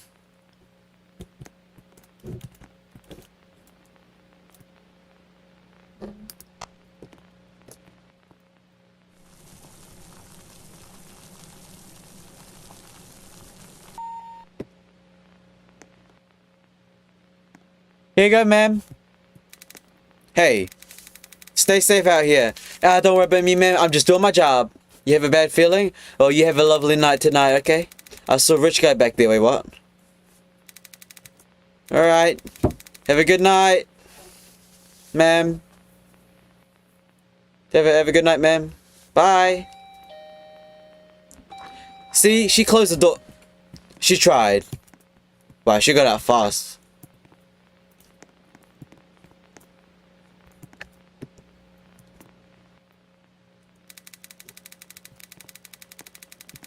Facts. He needs to give me a pay raise, right? Or like seriously, I don't get paid enough. Actually, to be honest, we haven't got much business tonight. We are short selling his pizza prices right now, cause look, his pizza price $9 and stuff. Hey, sir, how you doing? Oh my goodness, you okay? What? Hey, yo, sir, relax. You okay, sir? Relax. Hey, hey. Hello. I've almost crashed out. I was about to crash my car on some rich man in a red shirt. He is standing outside in the middle of the road. That's strange. Sorry, sir. I can assure you I don't know him. Whatever. Give me a pepperoni pizza. That'll be $7.99, please, sir. Oh, $7.49. I'm giving you a discount. Okay. One pepperoni pizza coming right up. Yo, this job easy. All we do is just take it frozen and just heat it up. We don't even need to do anything. Box that up. Mm-hmm. Here you go, sir. Okay, bye. Have a good night. Drive safely. Don't hit anyone on the road. They forgot to close the door again. They always forget to close the door. Hello? Mop the floor. Oh my goodness, is that why I've been slipping the whole time? Oh, okay. Yo, let's mop the floor real quick. How is the water here? Oh, that doesn't make sense. Okay, let's quickly mop these floors. W employee so far, not gonna lie. We are the best employee so far. We're doing everything good except short selling the prices on the pizza. Yep. We're gonna get jump scared here. No, stop.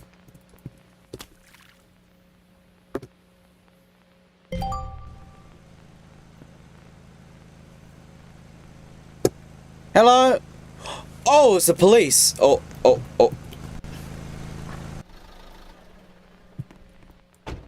Why is there a gun there? That's not my gun, sir. Sir. How you doing, officer? How you doing tonight? You having a good night tonight, sir? Hello? We've received reports of suspicious activity near this establishment.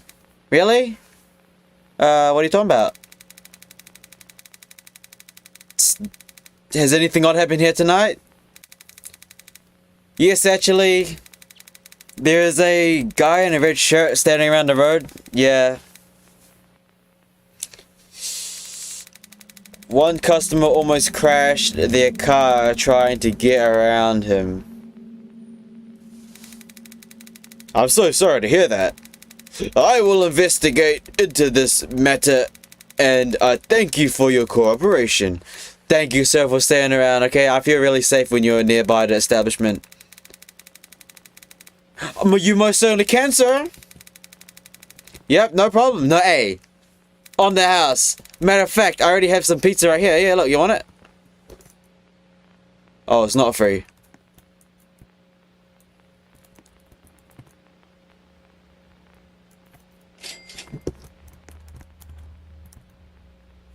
Okay, sir, it won't take a minute. It'll take a minute. Hold on. Gotta make that pizza for him. You better catch that criminal. You better catch that criminal here, sir. Okay, hold on. Here you go, sir. Thank you, son. Stay safe tonight. You stay safe tonight too, officer, alright? You have a good day? Good night, okay? Hopefully you catch that guy, yeah? Alright. Bye-bye.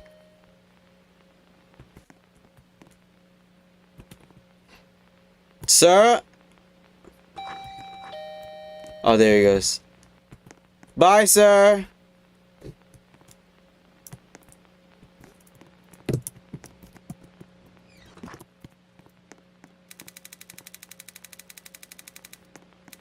Yeah, we gotta restock that. Yo, I'm already 2 steps ahead of you. Whoa, sir! What are you doing in here? She's a runner, she's a track star. She gonna run away when it gets on. Wait, what? Oh.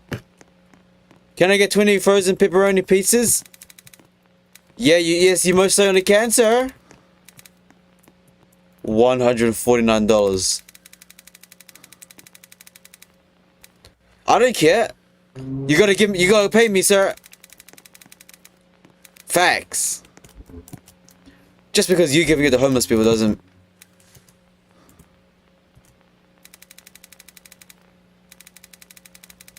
Leave this place right now. Yeah, get out of here, buddy.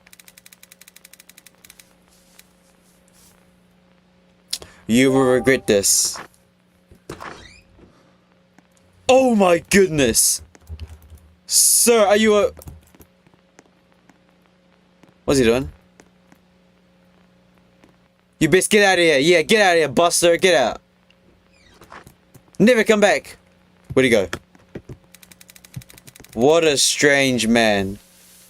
Yeah, like, just because you're giving it to homeless people doesn't mean that it should be coming out of the owner's expense. You're the one that's offering it. You know what I mean? Like, hey. We're supposed to restock the shelves, right?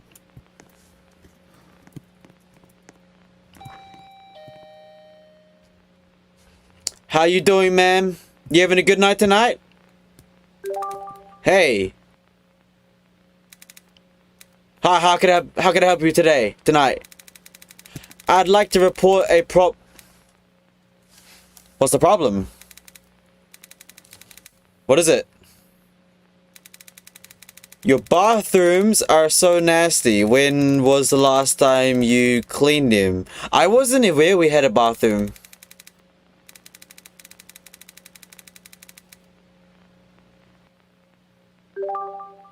Huh?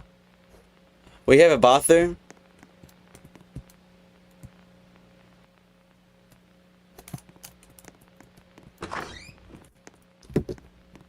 Why is the plunger outside? Okay, ma'am, you keep an eye on the store for me because for some reason I'm leaving the store unattended. That's not good. But, yo, when we come back, she's dead. GG. Okay, ma'am, you can pretend to be the employee for a bit, okay? Yeah, you have it. She's dead. Is this the bathroom? Why is the bathroom outside? Bro.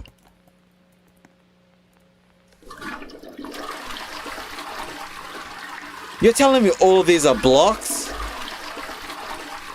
Oh my goodness.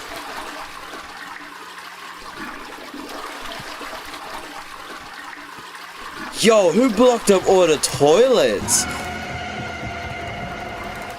Oh my goodness, sir, I am so sorry.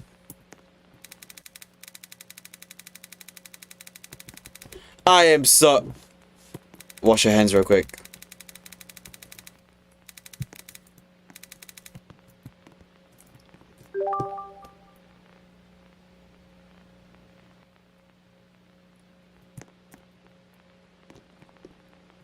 He flushed the toilet though. I should put the cleaning supplies back now.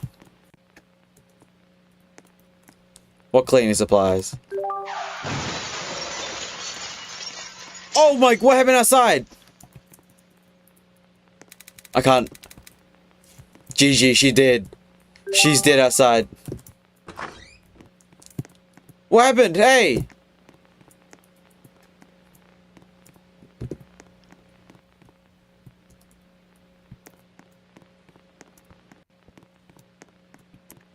Huh? Oh my goodness!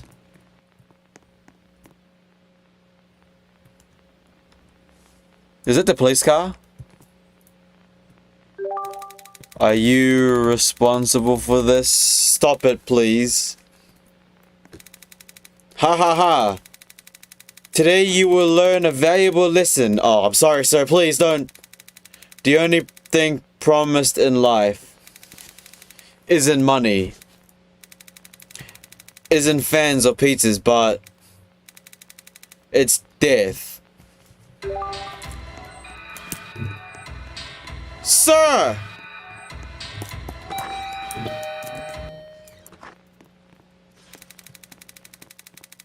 Get the gun! I can't get the gun! What do you mean call the cops? The cops dead, no? Hello, police, police, hey! Hey, police! I got a red man in the pizzeria, he tried to kill me. Yeah, he tried to kill me.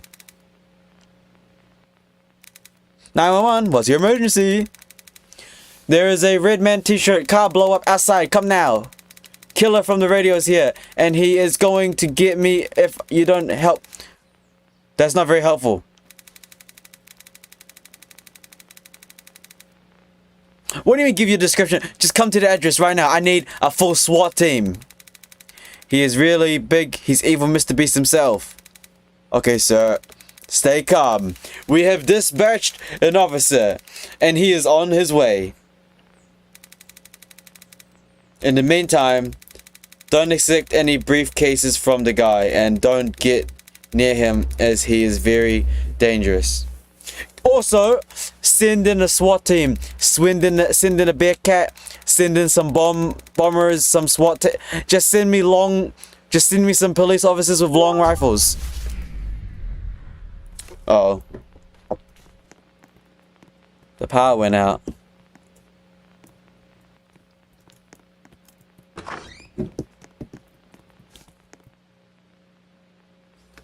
Yeah, we should be safe here though, not gonna lie.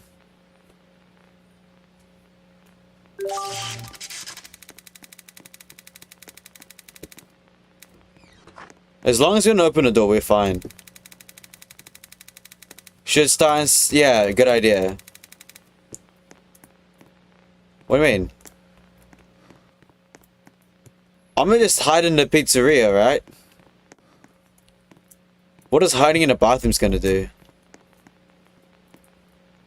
I got a plunger and I'm not afraid to use it. I'm gonna use the plunger and I'm not afraid to use it. Why would I go in the bathrooms? I'm gonna stand my ground. I'm gonna stand on business.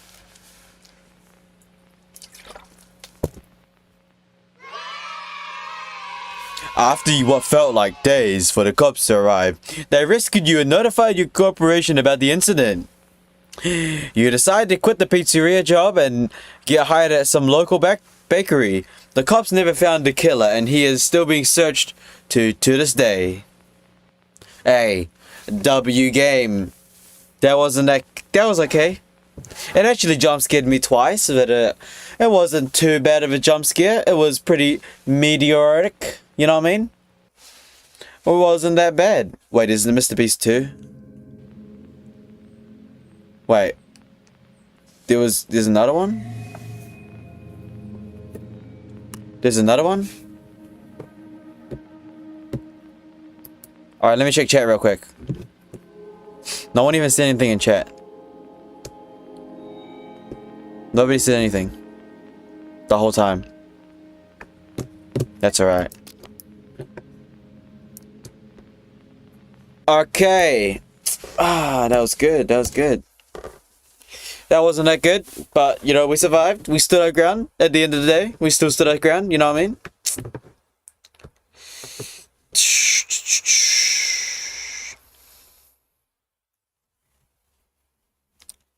Righty-ho, ladies and gentlemen. I believe that is a good stream today. How long have we been streaming for? 3 hours and 10 minutes. Okay, chat. I appreciate everybody for dropping in today. Okay? I know the setting's a bit different. It is what it is. Okay? This is very cold. I am playing with a magic mouse. And the webcam is a bit off. Okay, yep. We did some good reaction videos. Okay, we did do that. That was not bad. We are using hotspot data. Okay. But overall, it wasn't too bad. You know? You got some good framework from me. It was not bad, not bad. Alright. I'll see you guys next time, alright? You might have to get used to the setup for a bit longer, because right now we're just going to have to deal with this setup. I might do some improvements, but yeah, I guess when we have this setup here, we're just going to be doing reaction videos to like horror stories, maybe some Roblox. Hey, if you go on Discord, if you have any good videos you want me to react to, put them in the chat and I'll save them for next stream, alright? So if you got any reaction videos you want me to react to, feel free to put it down, I'll have a look at it, and then we'll react on it live on stream together, alright? Alright everyone, have a lovely rest of your day, alright? Goodbye, see you next time, alright? Thank you for watching. Thank you for Poacher, for sticking around, Poacher, I remember you. Thanks for sticking around, alright? You have a good night, alright?